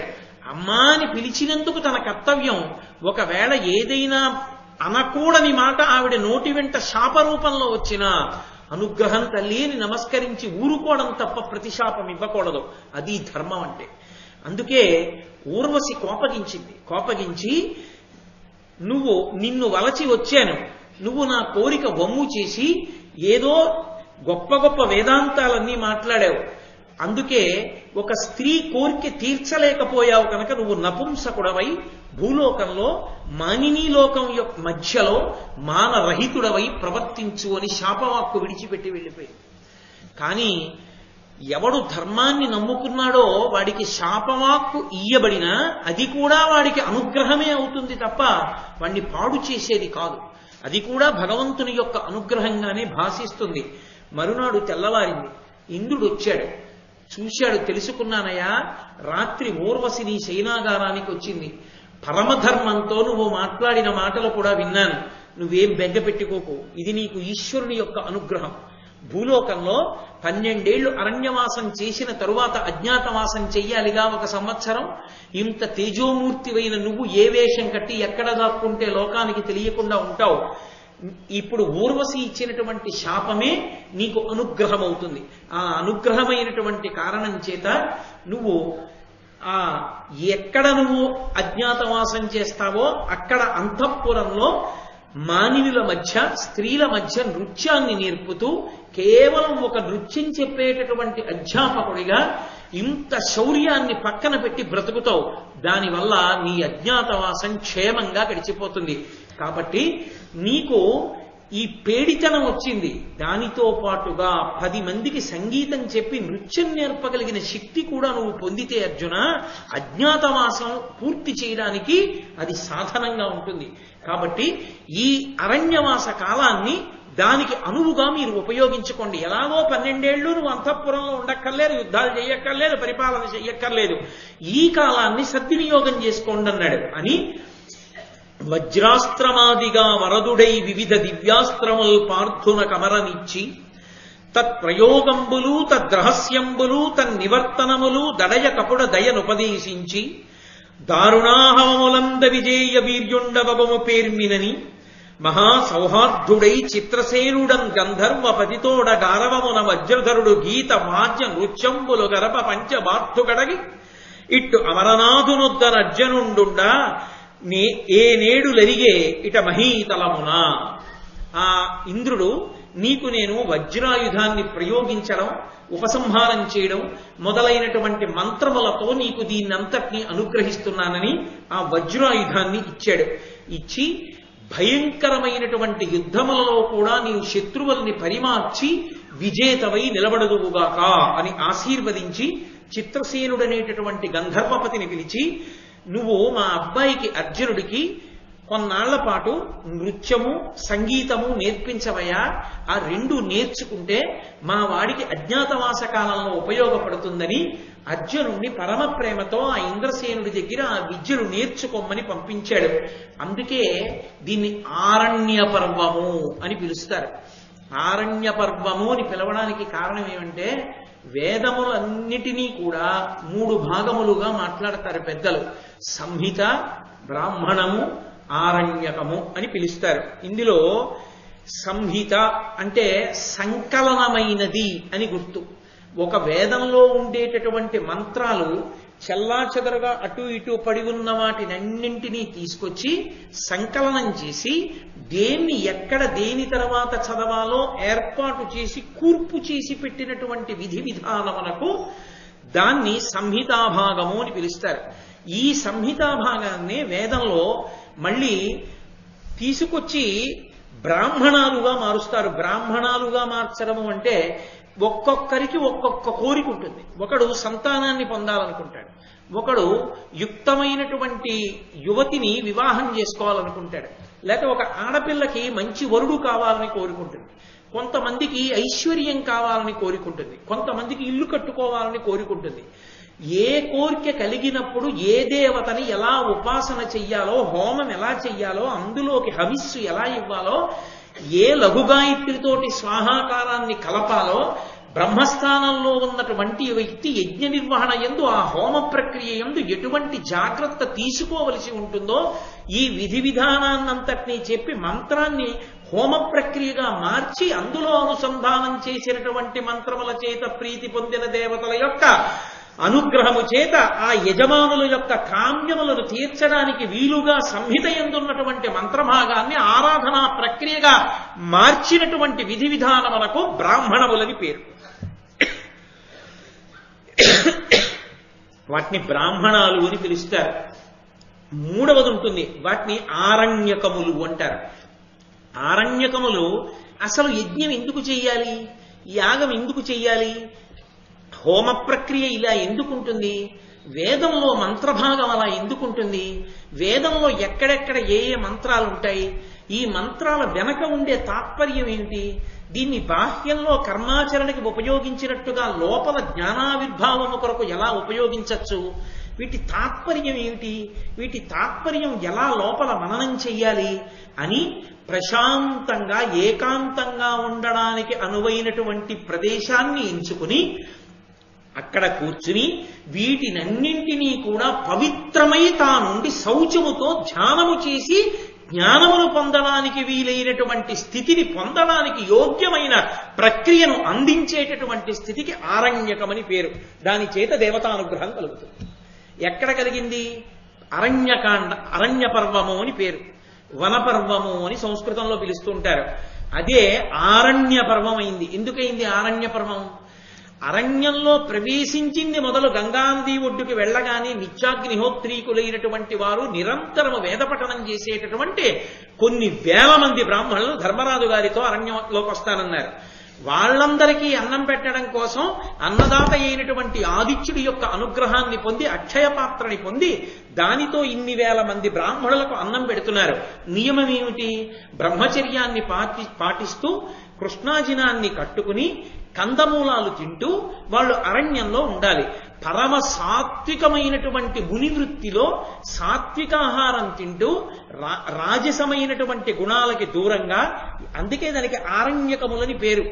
ఎక్కడో అరణ్యంలో ఏకాంత ప్రదేశంలో కూర్చుని ధ్యానం చేసి చింతన చెయ్యవలసినటువంటి విషయాల్ని పరమేశ్వరుడి అనుగ్రహంగా తమంత తాముగా వచ్చిన కొన్ని వేల మంది నిత్యాగ్నిహోత్రీకులైన బ్రాహ్మణులు వాళ్ళు ఉత్తినే కూర్చుంటారా? ప్రతిరోజు వేదాల్లోంచి మంత్రాలు చదువుతుంటే ధర్మరాజాదులు కూర్చుని ప్రశాంతంగా ఇంకొక పని లేదు కనుక ఈ మంత్రాలకు అర్థం ఏమిటి, ఈ హోమ ప్రక్రియకి అర్థం ఏమిటి, దీని వెనక ఉన్న తాత్పర్యం ఏమిటి, అదే వింటూ అదే ఆలోచిస్తూ దాని గురించే ధ్యానం చేస్తున్నారు. దాని గురించి ధ్యానం చేసి తెలుసుకున్నంత మాత్రం చేత దేవతల యొక్క అనుగ్రహం కలుగుతుంటుంది. అలా అనుగ్రహం కలిగినటువంటి కారణం చేత ఎవరికి ఏది అవసరమో అది సమకూరుతుంది. అందుకే ఆ ఆరణ్య పర్వంలోకి ప్రవేశించినదాదిగా ధర్మరాజు గారికి సూర్య భగవానుడి వల్ల అక్షయ పాత్ర వచ్చింది, అర్జునుడికి పరమశివ దర్శనమైంది, పాశుపతాస్త్రం వచ్చింది, యమధర్మరాజు గారి దర్శనమైంది, వరుణుడి దర్శనమైంది, అలాగే ఇంద్రుని యొక్క దర్శనమైంది, వరుణుడి దర్శనమైంది. వీళ్ళందరూ కూడా అనేకమైన అస్త్రములు ఇచ్చారు. ఏకంగా రథమెక్కి అమరావతికి వెళ్ళాడు, స్వర్గలోక దర్శనమైంది. ఇంద్రుడితో కలిసి అర్ధసింహాసనం మీద కూర్చున్నాడు. శాపం కూడా వరంగా పరిణమించింది. తదనంతరము వజ్రాయుధం అనబడేటటువంటి ఆయుధం కూడా తనకి దక్కింది, అస్త్రం దక్కింది. ఇది కాక అజ్ఞాతమాసం గడపడానికి వీలైనటువంటి రీతిలో కావలసినటువంటి నృత్య సంగీత విద్యలు చిత్రసేనుడు అనబడేటటువంటి గంధర్వుడి యొక్క అనుగ్రహం చేత లభిస్తున్నాయి. ఇవన్నీ రాజ్య పరిపాలన చేస్తుంటే అర్జునుడు నాట్యం నేర్చుకుంటూ సంగీతం నేర్చుకుంటూ కూర్చోగలడా? కూర్చోలేడు. ఆపద గట్టెక్కడానికి ఏది ఏది అవసరమో అవన్నీ దేవతానుగ్రహంగా సమకూడుతున్నాయి. అందుకని ఇది ఆరణ్య పర్వమైంది. కాబట్టి అరణ్య పర్వాన్ని వనపర్వాన్ని చదువుకోవడం అంటే వీళ్ళు ఏ అనుగ్రహాలు పొందుతున్నారో అది చదువుకున్న వాళ్ళు, అది విన్నవాళ్ళు కూడా అదే అనుగ్రహాన్ని పొందుతారు. అందుకు మహాభారతం చెప్పుకోవడం, మహాభారతం చదవడం, దేవాలయాల్లో మహాభారతం చెప్పడం అనేటటువంటిది విశేష ప్రక్రియగా ఎందుకు వచ్చిందంటే ఎక్కడ మహాభారతం చెప్పబడుతోందో అక్కడికి దేవతలందరూ వస్తారు. నేను చెప్తున్న మాట కాదది, పరమాచార్య వంటి మహాపురుషులు చెప్పిన మాట. దేవతలందరూ వస్తారు. వాళ్ళందరూ ఒక విశేషమైన పని చేసి వెళ్ళిపోతారు. ఎవరు మూల విరాట్ ఉంటారో వారి యందు తమ అనుగ్రహాన్ని నిక్షేపించి వెళ్ళిపోతారు. ఈ దేవాలయానికి తరువాతి కాలంలో వస్తారు భక్తులు. వాళ్ళ కోరికలు తీర్చమని దేవతానుగ్రహం అయ్యప్ప యందు నిక్షిప్తమవుతుంది. ఆ తర్వాత ఎవరు ఏ కోరికతో వచ్చినా వారికి కావలసిన అనుగ్రహం ఆయన నుండి ప్రసరణమవుతుంది. కాబట్టి కేవల మహాభారత ప్రవచనం చేత, పఠనం చేత దేవతామూర్తులే శక్తివంతులవుతారంటే ఇక మనుష్యులు మహాభారతం వినకపోతే, మహాభారతం చదవకపోతే ఆ జీవితానికి అర్థమే ఉంటుంది. అందుకని ఆరణ్య పర్వం అంత శక్తివంతమైంది. కాబట్టి ఇలా నడుస్తుండగా స్వర్గలోకంలో ఆయన గడిపినటువంటి కాలం ఈ భూలోకంలో 5 సంవత్సరములకు సమానం. అప్పటికి 5 ఏళ్లైపోయింది అర్జునుడు వెళ్ళి. ధర్మరాజాదులు ఎంత బెంగ పెట్టుకుని ఉంటారు? చాలా బెంగ పెట్టుకున్నారు. ఇలా ఉండగా ఒక రోజున రోమశ మహర్షి అనబడేటటువంటి మహర్షి ఇంద్రలోకానికి, అమరావతి నగరానికి వచ్చి ఆ ఇంద్ర సభాప్రవేశం చేసి ఆ ఇంద్రుని యొక్క అర్ధసింహాసనం మీద కూర్చుని ఉన్నటువంటి అర్జునుణ్ణి చూసి, ఏమయ్యా ఆయనెవరు? అర్ధసింహాసనం మీద కూర్చున్నాడు. ఇన్ని మాటలు ఇంద్రలోకానికి వచ్చాను కానీ ఇంత గొప్ప సత్కారాన్ని పొందిన వ్యక్తిని నేను చూడలేదు, నాకు ఆ విశేషం ఏమిటో చెప్పమన్నాడు. అంటే ఇంద్రుడు ఆయన ఆదిముని, అర్జునుడిగా ఉన్నాడు, నా కుమారుడు, ధర్మ సంస్థాపనార్థమని తగిన అస్త్ర సంపత్తిని పొందడానికి హిమవత్ పర్వతం మీద ఇంద్రకీలాద్రి మీద తపస్సు చేసి పరమశివుని యొక్క దర్శనాన్ని, అనుగ్రహాన్ని పొందితే, ఇతర దేవతలు అనుగ్రహిస్తే అమరావతికి ఆహ్వానించి తీసుకొచ్చి అర్ధసింహాసనం ఇచ్చి గౌరవించారని ఆ విశేషాలన్నీ చెప్పి అర్జునుడి వచ్చి 5 సంవత్సరాలు అయిపోయింది. ధర్మరాజాదులు బెంగ పెట్టుకుని ఉంటారు. నువ్వు తరచు తీర్థయాత్ర చేస్తూ ఉంటావు కాబట్టి నువ్వు భూలోకానికి వెళ్ళి ధర్మరాజాదులకు అర్జునుడి యొక్క క్షేమవార్త తెలిపి అతను సమస్త అస్త్రశక్తులను పొందాడు అనేటటువంటి శుభవార్త చెప్పి ధర్మరాజుకి చిత్తశాంతి కలగడానికి తీర్థయాత్రకి తీసుకెళ్ళు అని చెప్పాడు. తప్పకుండా నేను ఈ ఉపకారం చేస్తానని రోమశ మహర్షి బయలుదేరారు. రోమశ మహర్షి ఒక ఆశ్చర్యకరమైనటువంటి స్థితి కలిగినటువంటి వాడు. ఆయన నిత్య బ్రహ్మచారి.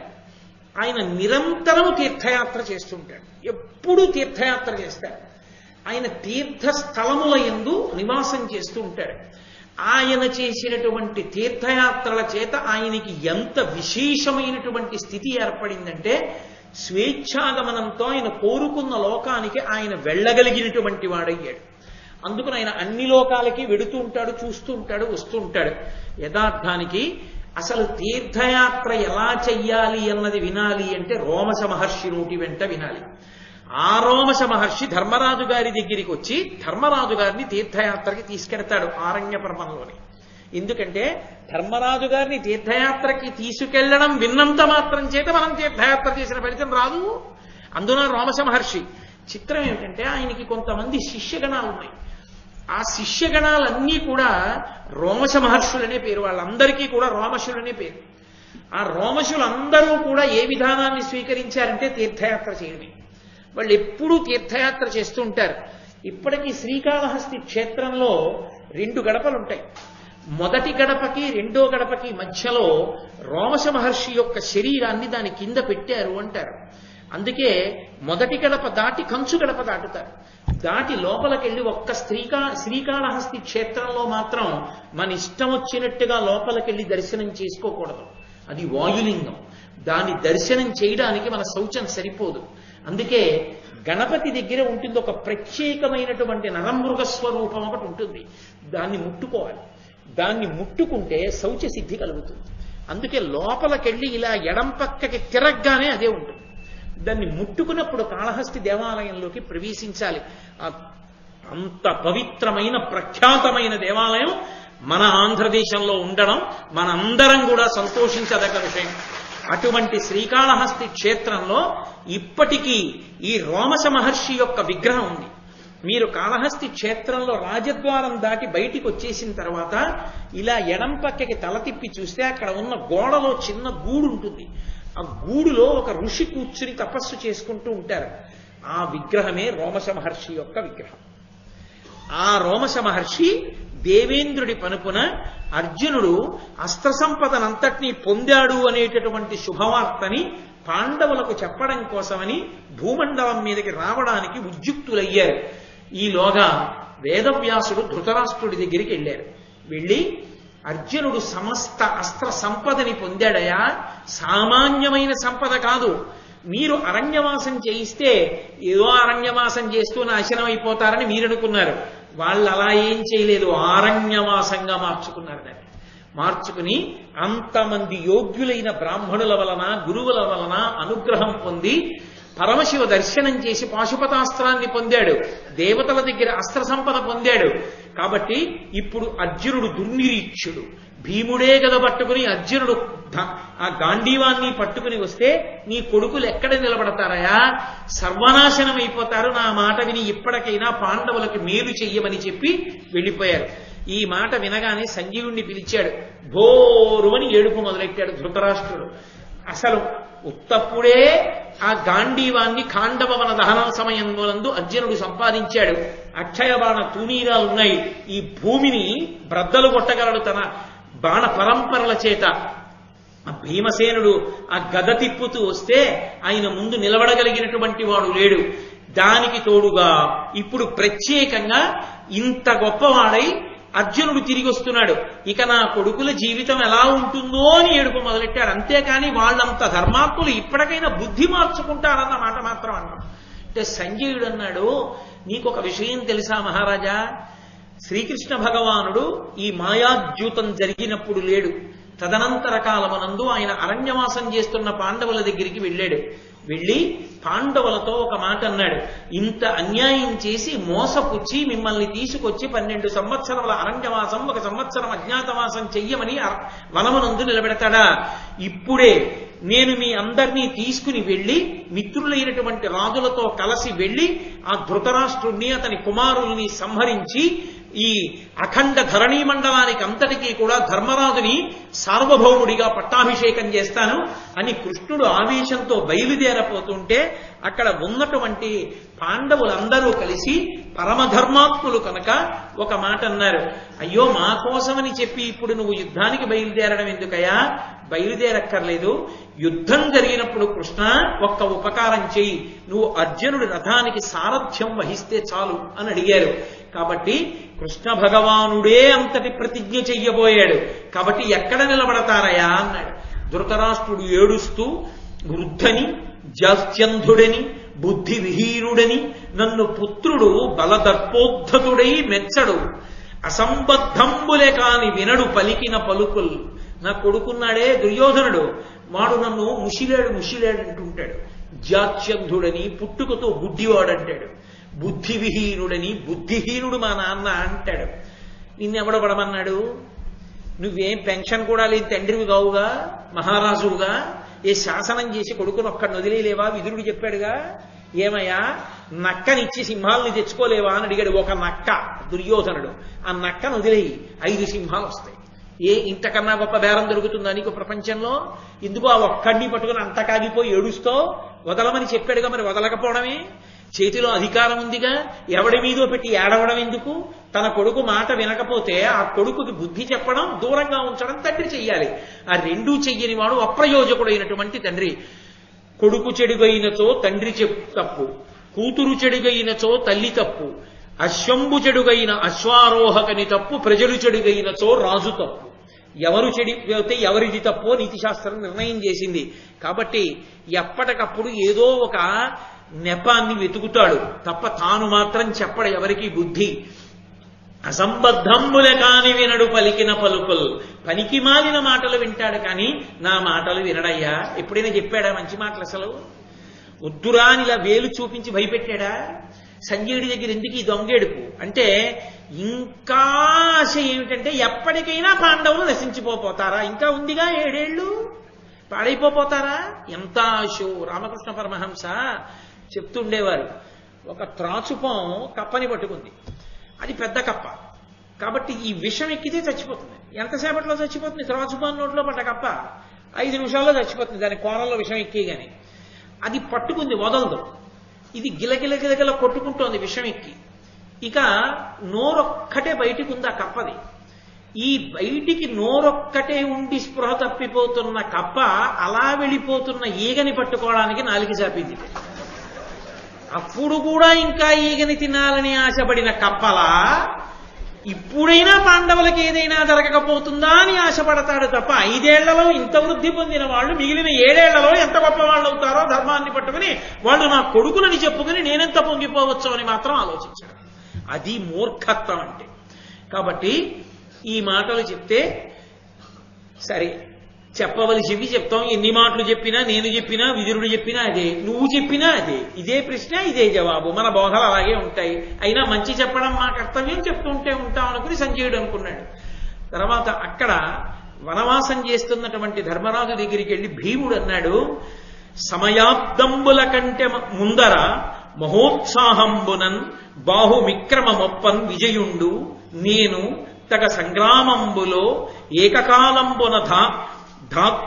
ఏకకాలంబున ఆ ధృతరాష్ట్రాజాధముల నెల్లం చంపి భూచక్రరాజ్యము చేకొందుము కౌరవేంద్ర మురజిత్సఖ్య ప్రసాదంబునన్.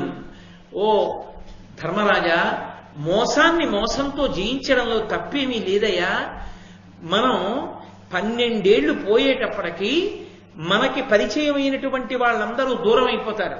అవతల దుర్యోధనుడు బాగా ఊంచుకుంటాడు ప్రజల్లో. అందుకని ఊంచుకోకముందే దండయాత్ర చెయ్యాలి. కాబట్టి ఎలాగైనా అర్జునుడు నేను తొందరగా కృష్ణ భగవానుడితో కలిసి దండయాత్రకు వెళ్ళిపోయి ధాతరాష్ట్రుల్ని చంపేస్తాం, నీకు పట్టాభిషేకం చేసేస్తాం. ఒకవేళ 12 ఏళ్ల అరణ్యవాసం 1 సంవత్సరం అజ్ఞాతవాసం చెయ్యకుండా బయటికి వస్తే సభలో పెద్దలైన వారితో కలిసి సత్యభంగం చేసిన నేను కూర్చోవడానికి అర్హత కోల్పోతానని మనసులో ఏమైనా దిగులు పెట్టుకున్నవాడు నువ్వైతే నేను ఒక మార్గం చెప్తాను విను. నేను నలుగురం వెళ్ళిపోతాం, వెళ్ళిపోయి వాళ్ళని చంపేసి రాజ్యం అంతా సిద్ధం చేసేస్తాం. నువ్వు చేసి వచ్చేయి 13 ఏళ్ళు. 12 ఏళ్ల అరణ్యవాసం 1 సంవత్సరం అజ్ఞాతవాసం నువ్వు చేయి. పెద్దవాడివి కనుక, ధర్మాత్ముడివి కనుక చేసి రాగానే నీకు పట్టం కడతాం. పట్టం నీకే కడతాం, నువ్వే సార్వభౌముడవు. కానీ ఈ లోపల మేము అక్కడ తెలియచేస్తామంటే పగని అణుచుకోలేడు. వాళ్ళు పెట్టినటువంటి కష్టాలు మనసుని గుచ్చినప్పుడల్లా అన్నయ్య అనుమతిస్తే కొట్టేయడమే అనుకుంటుంటాడు. అంత ఆ ఉద్రేకం భీమసేనుడిది. కాబట్టి ధర్మరాజు గారికి తెలుసు దేన్ని ఎలా చల్లార్చాలో బాగా తెలుసున్నటువంటి ప్రజ్ఞాశాలి. అందుకు కదా తిక్కన గారు మెత్తని పులిని పిలిచాడు. వెంటనే భీమసేనుణ్ణి గట్టిగా కౌగిలించుకుని దగ్గరికి తీసుకుని మూర్కొని అంటే బ్రహ్మస్థానమునందు ముద్దు పెట్టుకున్నాడు.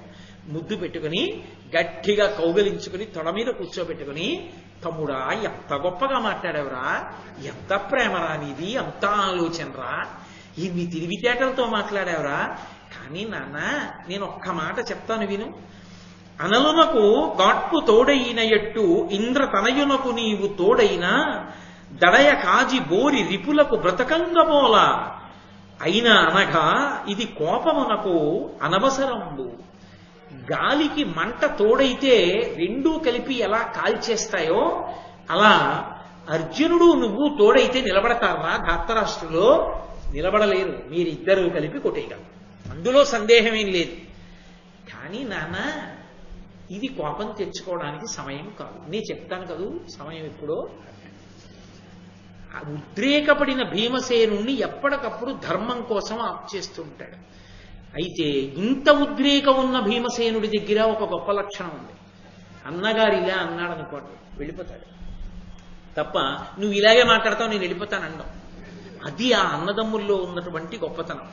కాబట్టి ఈ మాటని 13 పోయిన పదపడి పార్థుండు నీవు పరనృపతుల దుర్మదుల వధించి విజయాస్పద బాహుల రగుడు ధర్మ పరిరక్షకులై. 13 పూర్తయిపోని పరా, పూర్తయిపోగానే నువ్వు కోరుకున్నట్టే నువ్వు అర్జునుడు కలిసి ఆ ధార్తరాష్ట్రుల మీదకి యుద్ధానికి వెళ్ళి వాళ్ళనే కాదు అధర్మమునకు వంత పాడుతూ నిలబడినటువంటి సమస్త రాజన్యులను సంహరించి ధర్మానికి పట్టాభిషేకం చేద్దురుగాని. ఆనాడు గెలిచిన చేతులతో మీరు తిరిగి వస్తుంటే ఆ సంహారం చేసి వస్తున్న మీ చేతుల్ని చూసి నేను మురిసిపోతాను రా అన్నాడు. ఏదో ఉత్సాహపరిచాడు కదూ, సంతోషపడిపోయి భీమసేనుడు ఊరుకున్నాడు. అక్కడితో ఇవాల్టి నా ఉపన్యాసాన్ని అందరూ శుభప్రదంగా మంగళప్రదంగా ఉన్నారు అన్న చోట ఆపు చేస్తాను. ఎందుకంటే నేను ఒక్క అడుగు ముందుకేస్తే అద్భుతమైనటువంటి నలోపాఖ్యానం వచ్చేస్తుంది. ఇందులో కొన్ని ఘట్టాలకి ఫలశ్రుతి చెప్పారు నన్నయ్య గారు. ఈ ఘట్టాల్ని విన్నంత మాత్రం చేత మనసు చల్లబడుతుంది.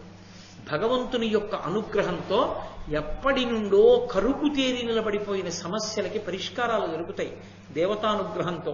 ఒక్క ఆరణ్య పర్వమే అంత గొప్పది. విరాట పర్వం ఎంత గొప్పదో ఆరణ్య పర్వం అంత గొప్పది. అంతమంది ఋషులు అంతమంది దేవతల గురించి ఆ చర్చ వస్తూ ఉంటుంది. కాబట్టి రేపటి రోజు మళ్ళీ సాయంకాలం 6:30 కలుసుకుని కృష్ణ భగవానుడు పలికించినంత మేర పలికి మీరు విని ధన్యులవుదాం. మంగళాశాసనపరై పదాచార్య పురోగమై సర్వైశ్చ పూర్వైరాచార్యై సత్కృతాయాస్తు మంగళం. మంగళం కోసలేంద్రాయ మహనీయ గుణాత్మనే చక్రవర్తి తనూజాయ సర్వభౌమాయ మంగళం. ఉమాకాంతాయ కాంతాయ కామితార్థప్రదాయినే శ్రీగిరీశాయ దేవాయ మలినాథాయ మంగళం. సర్వం శ్రీ ఉమామహేశ్వర పరబ్రహ్మార్పణమస్తు. స్వస్తి.